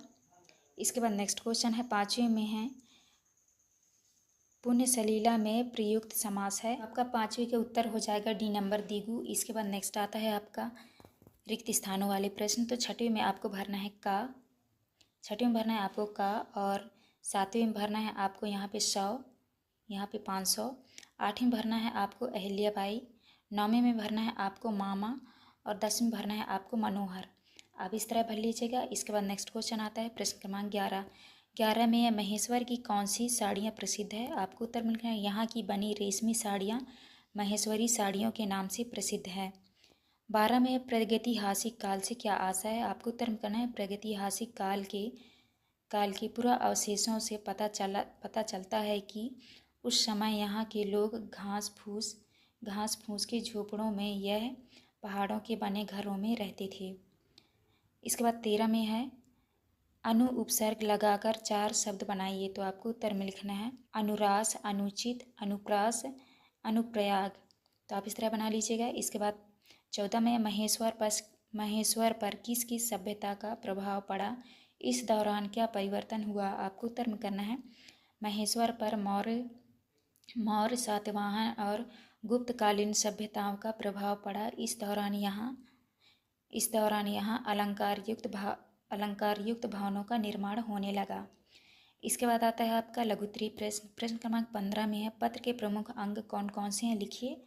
आपको उत्तर में लिखना है पत्र के लेखन के निम्न महत्वपूर्ण अंग हैं। पहला है उचित संबोधन और अभिवादन। दूसरा है पत्र भेजने वाले का नाम एवं पता। तीसरा है विषय वस्तु का शीर्षक। चौथे में है पत्र के अंत में शिष्टाचारपूर्ण समापन। इस तरह कर लीजिएगा। इसके बाद आता है आपका 16 महेश्वर की ऐतिहासिकता किन चीज़ों से प्रमाणित होती है? आपको उत्तर में लिखना है महेश्वर की ऐतिहासिकता उनके किले, भगवान शिव के शिवाल मंदिर वहाँ स्थित पवित्र शिवलिंगों आदि से प्रमाणित होता है। 18 इसके बाद 17 में आता है आपका महेश्वर आने वाला दर्शनार्थी अपने आपको कब धन्य समझता है? आपको उत्तर मिल गया है मंदिर में महारानी अहिल्याबाई द्वारा प्रज्वलित अखंड दीप में यहाँ आने वाले प्रत्येक दर्शनार्थी घी डालकर अपने आप को धन्य समझता है। 18 में आता है महेश्वर के घाटों का अपने शब्दों में वर्णन कीजिए। आपको उत्तर में लिखना है महेश्वर के घाटों पर आने वाले प्रत्येक दर्शनार्थी को सुखद अनुभूति और शक्ति मिलती है और शांति मिलती है। इसके बाद आता है आपका दीर्घोत्तरीय प्रश्न। प्रश्न क्रमांक 19 में है अपने आसपास के किसी प्रसिद्ध स्थल की जानकारी देते हुए अपने मित्र को पत्र लिखिए। तो ये जो है आप अपने क्लास टीचर से पूछ के इसको जो है आप कर लीजिएगा। इसके बाद नेक्स्ट आता है आपका प्रश्न क्रमांक 20 में है इतिहास में पुरातात्विक स्थलों का क्या महत्व है? आपको उत्तर मिलना है इतिहास में पुरातात्विक स्थलों का बहुत महत्व है। पुरातात्विक स्थलों से ही कर में पुराने मान्यताओं के संबंध में जानकारी प्राप्त होती है। तो आप इस तरह कर लीजिएगा। ये था आपका लास्ट क्वेश्चन। 8-16 पे है पथिक से। तो चलिए क्वेश्चन की ओर चलते हैं। पहला प्रश्न आता है आपका बहुविकल्पीय प्रश्न। प्रश्न क्रमांक पहले में है सम्मुख शब्द का अर्थ होगा। तो आपका उत्तर हो जाएगा बी नंबर सामने। दूसरे में है सही वर्तनी कौन सी है? आपका उत्तर हो जाएगा सी नंबर स्वतंत्रता। इसके बाद आपका नेक्स्ट आता है स्वतंत्रता की ज्वाला पंक्ति में आहुति कौन मांग रहा है? तो आपका उत्तर हो जाएगा ए नंबर पथिक। इसके बाद नेक्स्ट है आपका प्रश्न क्रमांक 4 में है पाठ के अनुसार काले बादल प्रतीक हैं। तो आपके उत्तर हो जाएगा निराशा के। इसके बाद 5 में है श्री गुरु चरण सरोज रजनीज जनमन मुकुर सुधार पंक्ति में रेखांकित शब्दों में कौन सा अलंकार है? तो आपका उत्तर हो जाएगा बी नंबर उत्प्रेक्षा अलंकार। इसके बाद नेक्स्ट क्वेश्चन आते हैं आपके रिक्त स्थानों वाले। प्रश्न क्रमांक 6 में जो है आपको भरना है अनमना। इसके बाद 7 में भरना है आपको आंसू। 8 में भरना है आपको नदी और 9वें में भरना है आपको विमुख। 10वें में भरना है आपको डॉक्टर शिवमंगल सिंह सुमन। तो आप इस तरह भर लीजिएगा। इसके बाद नेक्स्ट क्वेश्चन आता है अति लघुत्तरीय प्रश्न। प्रश्न क्रमांक 11 में है पथिक से कविता में पथिक शब्द से कवि का क्या आशय है? आपको उत्तर में करना है पथिक से कविता में कवि पथिक से आशय है कि अपने लक्ष्य की ओर अग्रसर व्यक्ति हैं। इसके बाद 12 में है मानो झूम रहे हो तरु भी मंद पवन के झोंकों से पंक्ति में कौन सा अलंकार है?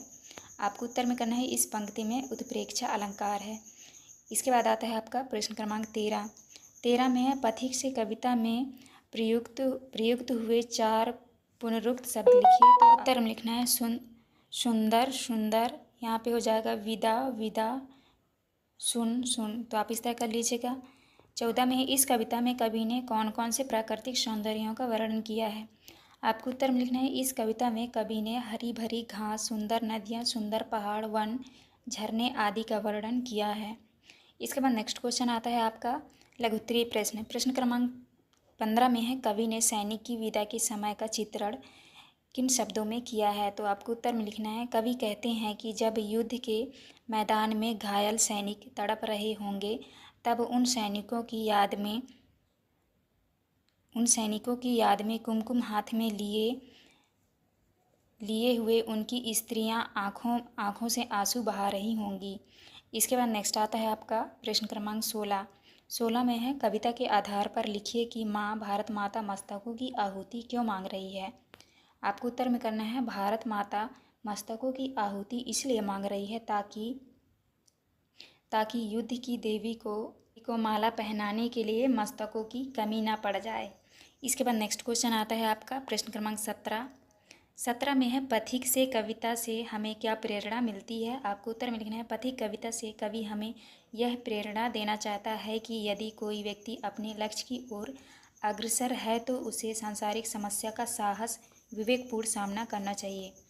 इसके बाद 18 में है, हमें जीवन में कभी हार नहीं माननी चाहिए, मुसीबतों का सामना करना चाहिए। इन वाक्यों को काव्य पंक्तियों में बदलिए। तो आपको उत्तर में लिखना है, पथ भूल ना जाना पथिक कहीं, पथ में कांटे तो होंगे ही।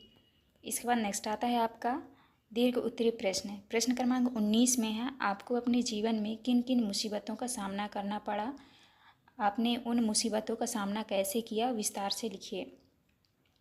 तो आपको उत्तर में लिखना है, मुझे मेरे जीवन में बहुत सी मुसीबतों का सामना करना पड़ा। जैसे मैं एक निर्धन परिवार से हूँ और मुझे पढ़ने के लिए पढ़ाई की सामग्री की आवश्यकता होती है, परंतु उन्हें मैं खरीद नहीं पाता।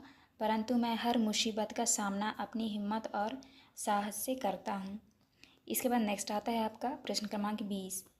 प्रश्न क्रमांक 20 में है, देश के प्रति आपके क्या क्या कर्तव्य हैं, आप उन्हें कैसे पूर्ण करेंगे, अपने शब्दों में लिखिए। तो आपको उत्तर में लिखना है, देश के प्रति हमारे बहुत से कर्तव्य हैं, जैसे हमें हमारे देश की रक्षा और सेवा करनी चाहिए। हम अपने देश की रक्षा और सेवा करके अपने कर्तव्य को पूरा करेंगे।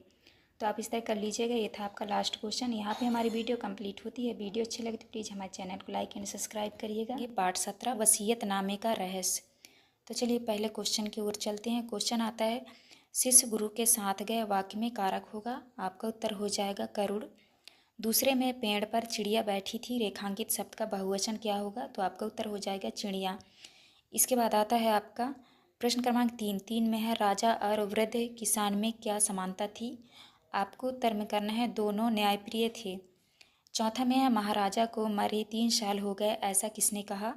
तो आपको उत्तर में करना है, राजा के भाई ने। पांचवा क्वेश्चन है, दिए गए शब्दों में से आगत शब्द कौन सा है। तो आपका उत्तर हो जाएगा डी नंबर, जायदाद। इसके बाद नेक्स्ट आता है आपका रिक्त स्थानों वाले प्रश्न।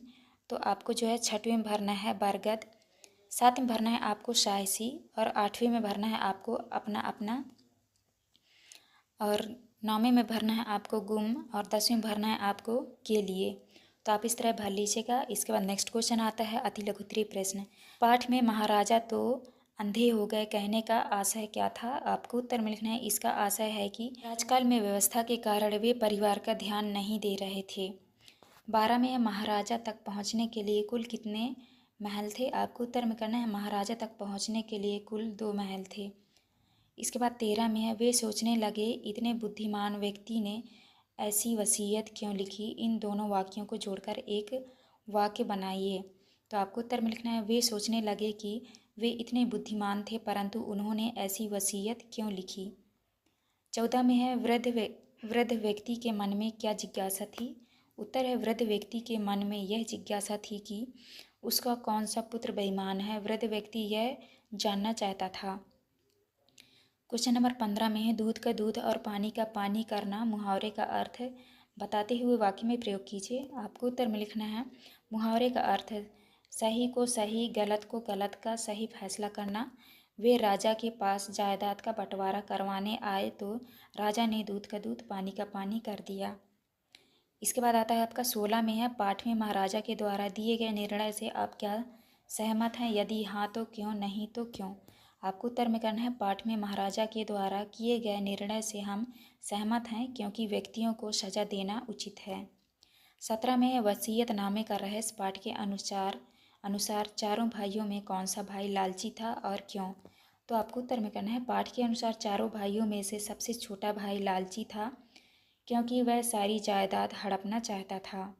इसके बाद नेक्स्ट आता है आपका 18 में महाराजा ने चारों भाइयों को अलग अलग जाकर क्या कहा? तो आपको उत्तर में लिखना है राजा ने तीनों भाइयों को अलग अलग ले जाकर कहा कि यह तलवार लो और अपने भाइयों की हत्या कर दो, जिससे संपूर्ण जायदाद तुम्हारी हो जाएगी। अपनी युवा बहन से प्रस्ताव की बातें भी नहीं कही। प्रस्ताव की बात भी राजा ने कही। इसके बाद नेक्स्ट आता है प्रश्न क्रमांक 20 में है दूरदर्शिता और न्यायप्रियता से संबंधित किसी घटना को अपने शब्दों में लिखिए। तो इस क्वेश्चन का आंसर जो है आप अपने से कर लीजिएगा ये क्लास टीचर से पूछ के। 20वां नंबर में है वसीयतनामे का रहस्य पाठ में प्रमुख पात्रों के चरित्र के बारे में आपके विचारों को लिखिए। तो आपको लिखना है महाराजा बुद्धि न्यायपूर्ण थे। पहले तीन भाइयों को जायदाद का कोई लालच नहीं था।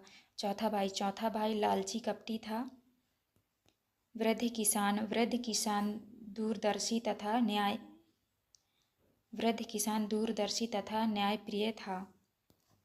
तो आपको इस तरह कर लेना है। ये था आपका लास्ट क्वेश्चन। यहाँ पे हमारी वीडियो कंप्लीट होती है। वीडियो अच्छी लगी तो प्लीज़ हमारे चैनल को लाइक एंड सब्सक्राइब करिएगा। पाठ 18 में है युद्ध गीता। तो चलिए क्वेश्चन की ओर चलते हैं। पहला क्वेश्चन आता है आपका बहुविकल्पीय प्रश्न। क्वेश्चन नंबर पहले में है मरकट शब्द का अर्थ होगा, तो इसमें से जो है आपका सही उत्तर होगा बी नंबर बंदर। दूसरे में है अस कही सम्मुख फौज रंगाई पंक्ति में रेखांकित शब्द का विलोम शब्द क्या है? आपको उत्तर में करना है सी विमुख। तीसरे में है विभीषण किसके मित्र थे? तो आपको उत्तर में करना है डी नंबर राम के। चौथे में है आदि कवि किसे कहा जाता है? आपको उत्तर में करना है वाल्मीकि। इसके बाद आपका नेक्स्ट क्वेश्चन आता है 5वें में है राव नुरथी बिरछ रघुबीरा देखी विभीषण भया अधीरा मात्राओं की गणना कर बताइए यह कौन सा छंद है? तो आपको उत्तर में लिखना है चौपाई। इसके बाद आपका नेक्स्ट क्वेश्चन आता है रिक्त स्थानों वाले। तो आपको जो है प्रश्न क्रमांक 6 में यहाँ पे भरना है महर्षि वाल्मीकि। 7 में भरना है आपको विभीषण। 8 में भरना है आपको विसर्ग संधि और 9वें में भरना है आपको छंद। इसके बाद 10वें में भरना है आपको उपमा। आप इस तरह भर लीजिएगा। इसके बाद नेक्स्ट आता है आपका अति लघुत्तरीय प्रश्न। प्रश्न क्रमांक 11 में है तुलसीदास ने अपने ग्रंथों की रचना किसको केंद्र में रखकर की है? आपको उत्तर मिले हैं तुलसीदास जी ने अपने ग्रंथों की रचना श्री रामचंद्र जी को केंद्र में रखकर की है। इसके बाद 12 में श्री राम ने धर्मरथ का सारथी किसे बताया है? आपको उत्तर में करना है श्री राम ने धर्मरथ का सारथी परमात्मा को बताया है। इसके बाद नेक्स्ट आता है क्वेश्चन नंबर 13 में है नाथ ना रथ नहीं तनपद त्राना के ही विधु जितब वीर बलवाना। पंक्ति का अर्थ अपने शब्दों में लिखिए। तो आपको उत्तर में लिखना है विभिक्ता बोले हैं हे नाथ आपके ना रथ है ना तन की रक्षा करने वाला कवच है, वह बलवान रावण किस प्रकार जीता जाएगा? इसके बाद नेक्स्ट आता है आपका 14 में रावण ने युद्ध भूमि में आकर क्या घोषणा की? आपको उत्तर में करना है रावण ने कहा कि हे श्रेष्ठ वीरों आप सभी सुने, आप सभी वानरों और भालुओं के समूह को मसल डालो।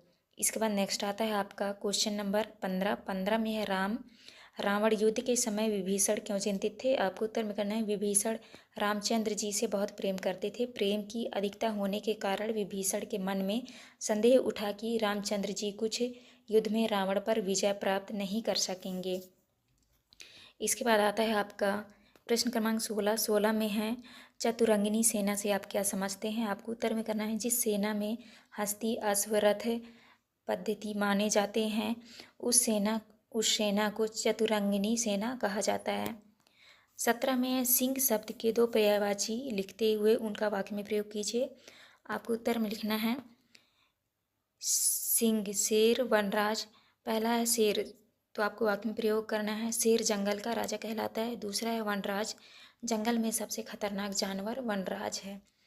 आप इस तरह कर लीजिएगा। इसके बाद आता है आपका प्रश्न क्रमांक 18। 18 में है बल विवेक दम परिहित घोरे क्षमा कृपा समता रजु जोरे। उपर्युक्त पंक्तियों का भावार्थ लिखिए। तो आपको उत्तर में लिखना है बल विवेक क्षम तथा बल विवेक दम तथा दूसरों की भलाई करने की भावना के घोड़ा को भावना के घोरों को क्षमा कृपा और समानता की रस्सी से जोड़ा गया है। उस रथ से विजय प्राप्त होती है।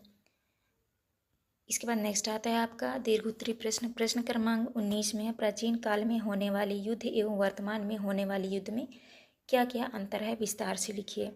आपको उत्तर में करना है प्राचीन काल में होने वाले युद्धों में हाथी घोड़े ऊंट आदि जानवरों का प्रयोग करते थे, सवारी के रूप में किया जाता था। वर्तमान में होने वाले युद्धों में ट्रक बस रेल हवाई जहाज हेलीकॉप्टर आदि का प्रयोग सवारी के रूप में किया जाता है।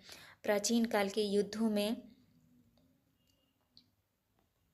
धनुष बाण भाला तलवार आदि हथियारों का प्रयोग किया जाता था। वर्तमान में युद्ध तोपों मिसाइलों मशीन गनों इत्यादियों से लड़ा जाता है। इसके बाद नेक्स्ट आता है आपका प्रश्न क्रमांक 20। 20 में रावण की सेना के विषय में विस्तार से लिखिए। तो आपको उत्तर में लिखना है लंका नरेश रावण की सेना युद्ध क्षेत्र की ओर जब प्रयाग प्रस्थान कर रही थी, तब उसके चलने से जो धूल उड़ी उससे सूर छिप गया। हवा भी थक गई, पृथ्वी भी व्याकुल होने लगी। रणभेरी और युद्ध के नगाड़े इस तरह बजने लगे मानो प्रलय के समय के बादल गरजना कर रहे हो। तो आप इस तरह कर लीजिएगा। ये था आपका लास्ट क्वेश्चन। यहाँ पे हमारी वीडियो कंप्लीट होती है। वीडियो अच्छी लगी तो प्लीज़ हमारे चैनल को लाइक एंड सब्सक्राइब करिएगा। पाठ 19 में है आपका बहादुर बेटा। तो चलिए वीडियो को स्टार्ट करते हैं। पहला क्वेश्चन आता है बहादुर बेटा पाठ की विधा है, तो आपका उत्तर हो जाएगा एकांकी। दूसरे में हे भगवान वाक्यांश में विराम चिन्ह लगेगा, तो आपको उत्तर में लिखना है विस्मयादि बोधक चिन्ह। इसके बाद आता है आपका प्रश्न क्रमांक 3। 3 में नदियों में बाढ़ का मुख्य कारण क्या है, तो आपको उत्तर में करना है अतिवृष्टि। चौथे में अनुपस्थिति शब्द में प्रयुक्त उपसर्ग कौन सा है, आपको उत्तर में करना है अनु। पाँचवें मानव जीवन और स्वास्थ्य की रक्षा करने वाली अंतर्राष्ट्रीय संस्था कौन सी है, आपको उत्तर में लिखना है रेड क्रॉस।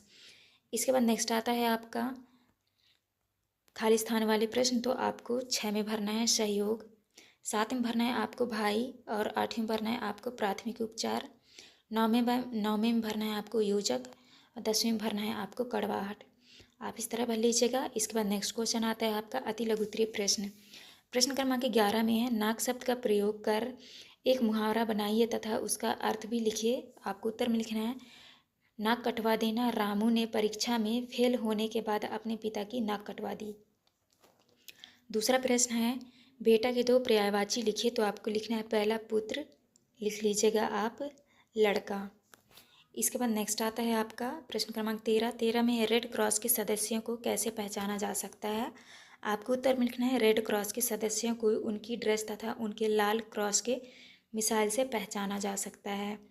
इसके बाद आता है आपका प्रश्न क्रमांक 14। 14 में काम करने को तो यहाँ भी बहुत है, चाहो तो तुम घर पर जाकर चंदा इकट्ठा कर सकते हो, यह किसने किससे कहा, तो आपको उत्तर में लिखना है मधुर ने कुलदीप से कहा। इसके बाद आता है आपका लघु उत्तरीय प्रश्न। प्रश्न क्रमांक 15 में प्राकृतिक आपदाएं किन्हें कहते हैं, किन्हीं 4 आपदाओं के नाम लिखिए।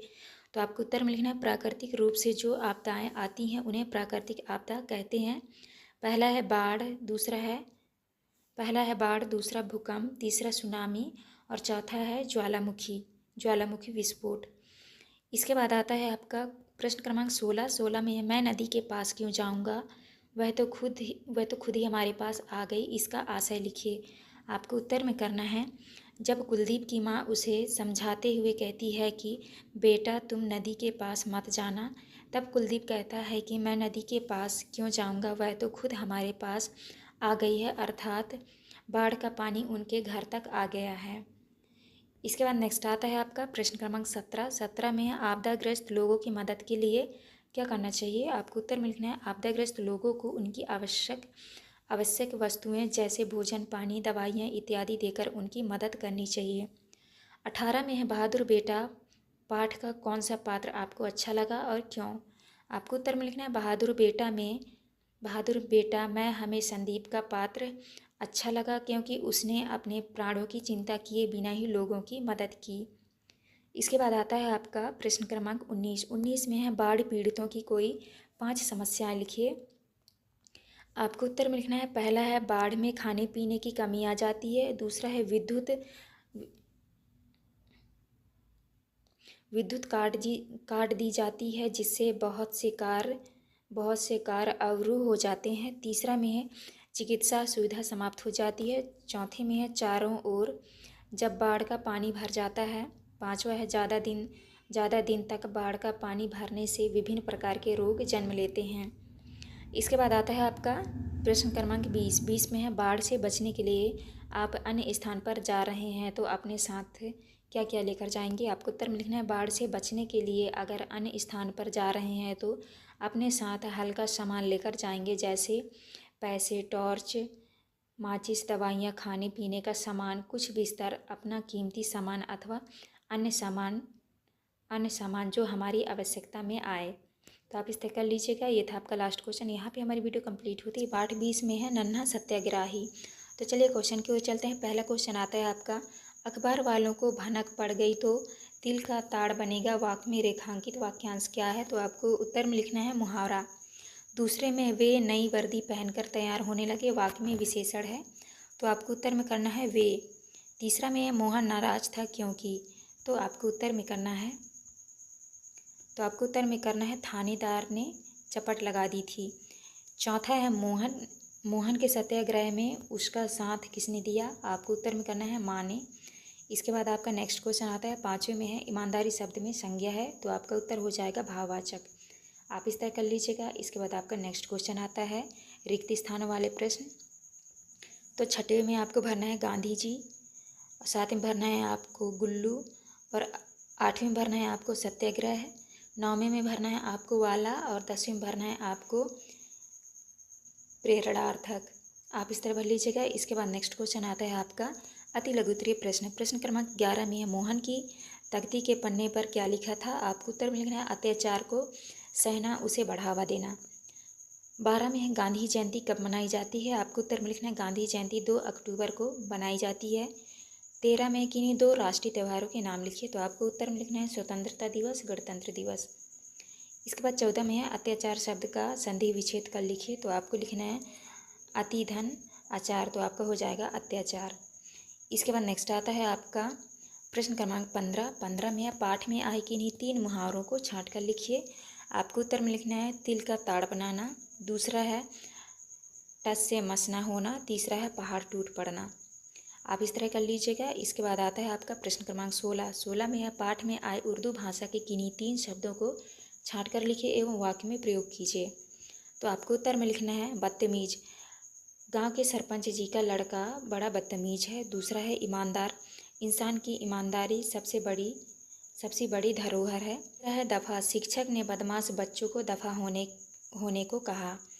इसके बाद नेक्स्ट आता है आपका प्रश्न क्रमांक 17। 17 में है किस कारण से शेर सिंह ने मोहन को पीट दिया था। आपको उत्तर में करना है मोहन ने शेर सिंह चाचा को टोक दिया था, इस कारण उन्होंने मोहन को एक चपत लगा दी थी। 18 में है जब मारा तो मारा, दफ़ा हो जा यहाँ से नहीं तो और पिट जाएगा, चल खिसक। ये पंक्तियाँ व्यक्ति के किन मनोभावों को प्रदर्शित करती है लिखिए। तो आपको उत्तर में लिखना है यह पंक्ति व्यक्ति की निडरता, भड़कपन आदि भावों को प्रदर्शित करती है। इसके बाद आता है आपका दीर्घोत्तरीय प्रश्न। प्रश्न क्रमांक 19 में है अगर आप मोहन की जगह होते तो क्या करते। 6 से 8 वाक्य में लिखिए। तो आपको उत्तर में लिखना है यदि मोहन की जगह मैं होता तो मैं भी विनम्रतापूर्वक अपनी गलती पता करता ताकि आगे से मैं उस प्रकार की गलती न दोहराऊं। इसके बाद आता है आपका प्रश्न क्रमांक 20। 20 में है शेर सिंह को बाबा फरीद ने क्या समझाया होगा जिससे शेर सिंह का हृदय परिवर्तन हुआ। आपको उत्तर में लिखना है बाबा फरीद ने शेर सिंह को समझाया होगा कि अपनी गलती स्वीकार करने से कोई छोटा या बड़ा नहीं हो जाता। यदि आप अपनी गलती स्वीकार कर लेते हैं तो यह बच्चे सत्याग्रह छोड़ देंगे और आप भी महान बनेंगे। तो आपको इस तरह करना है। ये था आपका लास्ट क्वेश्चन। यहाँ पे हमारी वीडियो कंप्लीट होती है। वीडियो अच्छी लगे तो प्लीज़ हमारे चैनल को लाइक एंड सब्सक्राइब करिएगा। पाठ 21 में है सलीम अली। तो चलिए क्वेश्चन की ओर चलते हैं। पहला क्वेश्चन आता है सौभाग्य शब्द में उपसर्ग है, तो आपका उत्तर हो जाएगा 100। इसके बाद है दूसरा में है जिसे भुलाया ना जा सके, आपका उत्तर हो जाएगा अविस्मरणीय। इसके बाद आता है आपका क्वेश्चन नंबर 3 में है सलीम अली की पहचान किस रूप में हुई, आपको लिखना है पक्षी प्रेमी। इसके बाद चौथा क्वेश्चन है यह कौन सी चिड़िया है, किसने पूछा, तो आपको उत्तर में लिखना है सलीम अली ने। पाँचवें में है पाँचों क्वेश्चन है प्रव्रजन माइग्रेशन शब्द से तात्पर्य है, तो आपका उत्तर हो जाएगा निकास।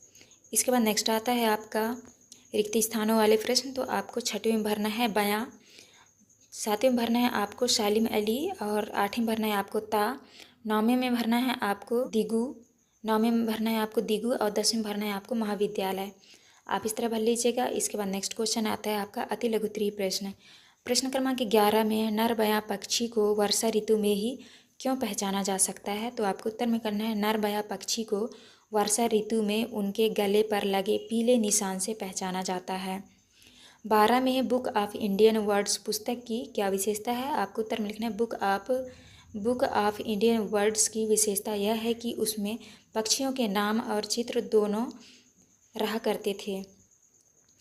इसके बाद 13 है सलीम अली द्वारा किन बयां पक्षी की खोज क्यों महत्वपूर्ण थी, आपको उत्तर में करना है क्योंकि सलीम अली ने 100 वर्ष से विलुप्त पक्षी की कुमाऊं की पहाड़ियों से खोज निकाला था।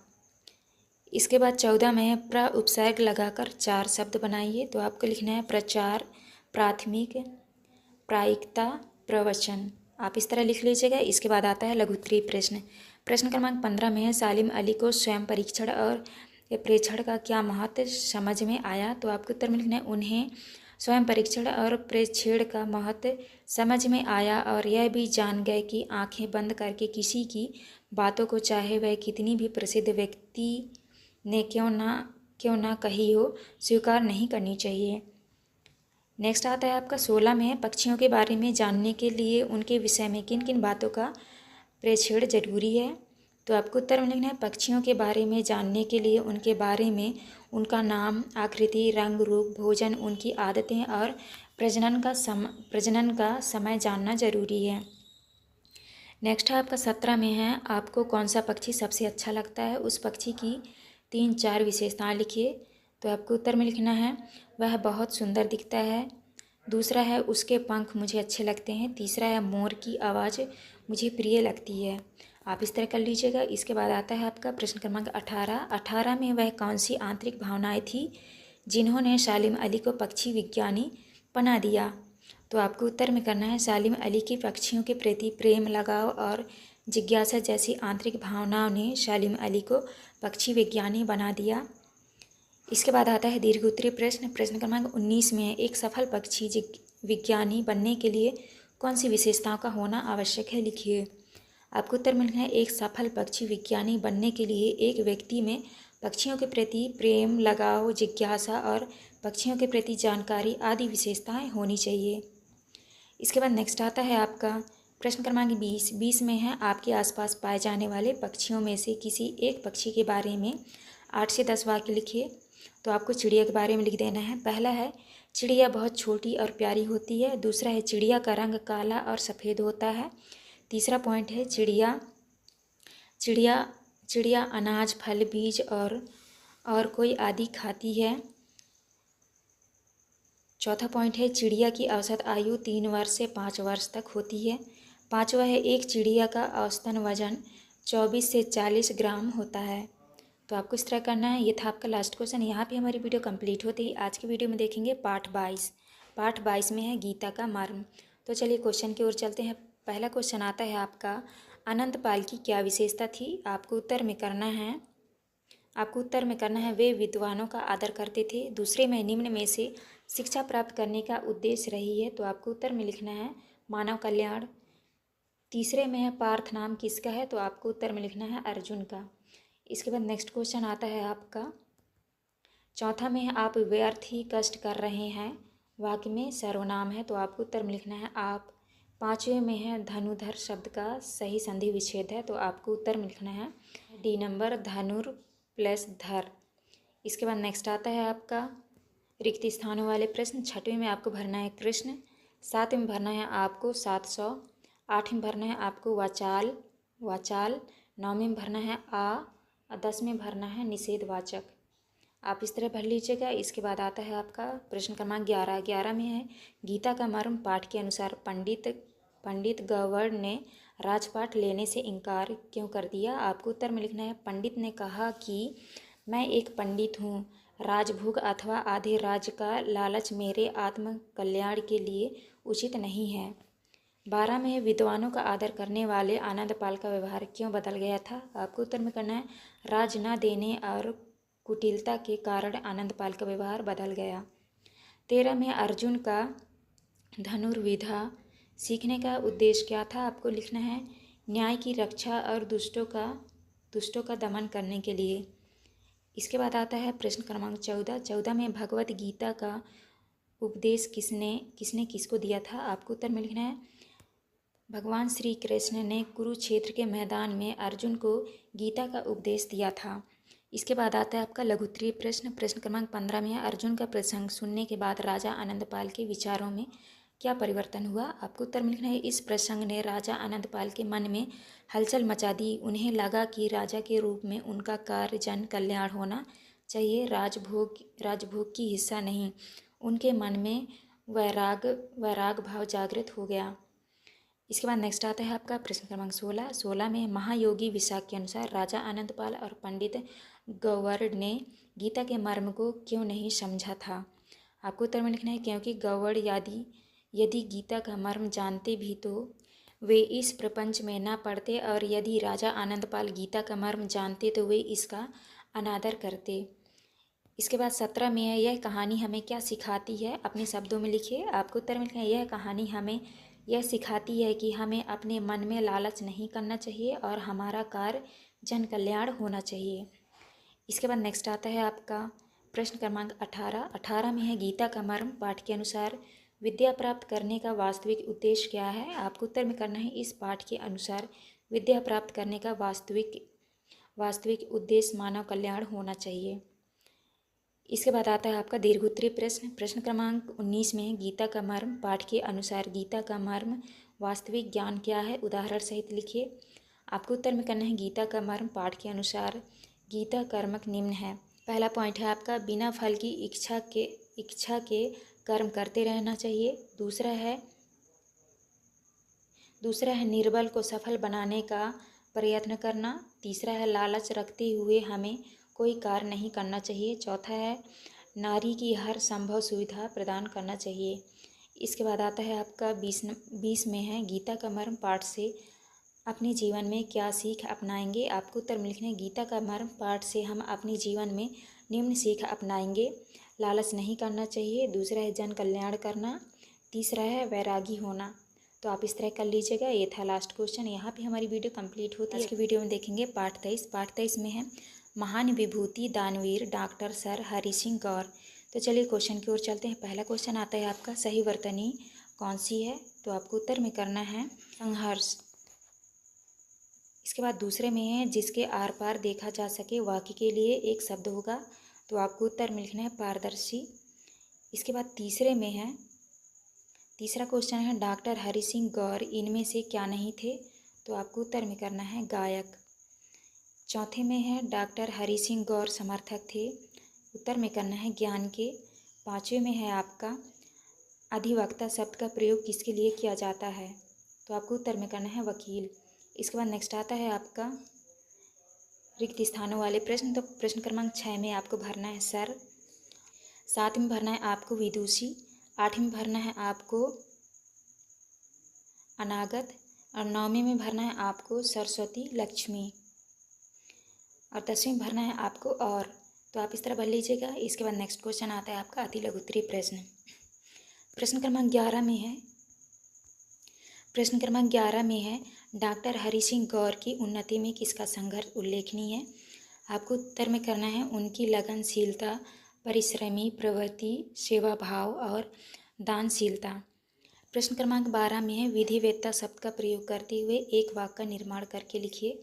आपको उत्तर में करना है विधिवेत्ता डॉक्टर हरि सिंह का कार्य उल्लेखनीय है। इसके बाद 13 में है डॉक्टर गौर को सर की उपाधि से क्यों क्यों क्यों विभूषित किया गया, क्यों क्यों विभूषित किया गया। तो आपको उत्तर में लिखना है शिक्षा के क्षेत्र में उल्लेखनीय कार्यों के कारण। इसके बाद आता है आपका प्रश्न क्रमांक 14 में अधिवक्ता के रूप में डॉक्टर हरि सिंह गौर की प्रसिद्धि का क्या कारण था। आपको उत्तर में करना है डॉक्टर हरि सिंह गौर की प्रसिद्धि का कारण उनकी अपूर्व बुद्धि और अद्भुत वाक शक्ति थी। इसके बाद है लघुत्तरीय प्रश्न। प्रश्न क्रमांक 15 में है डॉक्टर हरि सिंह गौर ने सागर विश्वविद्यालय की स्थापना क्यों की थी। आपको उत्तर में करना है डॉक्टर हरि सिंह गौर ने सागर विश्वविद्यालय की स्थापना भारत देश का सुनहरा निर्माण करने के लिए उद्देश्य से की थी। 16 में है डॉक्टर हरि सिंह गौर अतिरिक्त सहायक आयुक्त के पद से त्यागपत्र न देते तो उनके जीवन पर क्या प्रभाव पड़ता। आपको आंसर में लिखना है यदि डॉक्टर हरि सिंह गौर अतिरिक्त सहायक आयुक्त के पद से त्यागपत्र न देते तो वे वहीं कार्यरत होते और उनके सागर विश्वविद्यालय की नींव नहीं रखी जाती। इसके बाद 17 में है महान विभूति दानवीर हरि सिंह गौर जीवनी विधा के इस पाठ में उनके जीवन के किन किन पक्षों को सम्मिलित किया गया है। आपको उत्तर में करना है इस पाठ में डॉक्टर हरि सिंह गौर के द्वारा किए गए अविस्मरणीय कार्यों का उल्लेख किया गया है।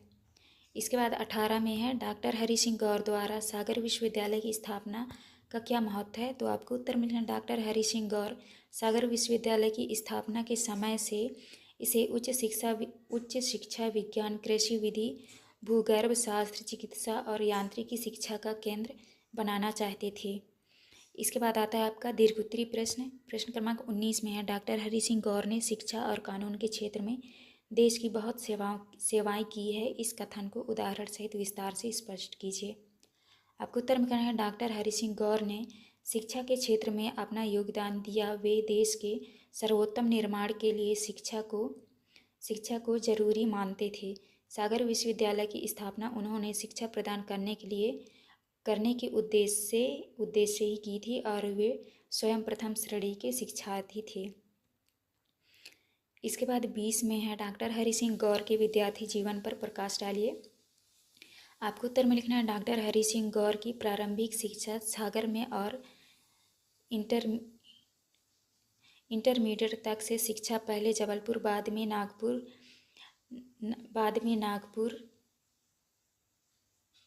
नागपुर में पूरी की।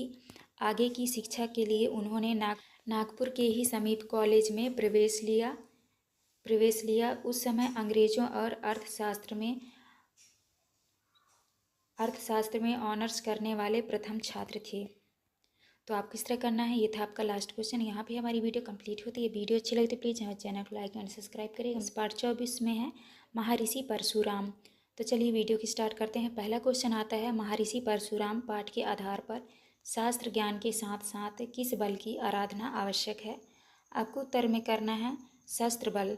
इसके बाद दूसरे में महर्षि परशुराम ने दक्षिण भारत के उपेक्षित जन समूहों को क्यों संगठित किया था। आपको उत्तर में करना है सामाजिक उत्थान के लिए। इसके बाद तीसरे में है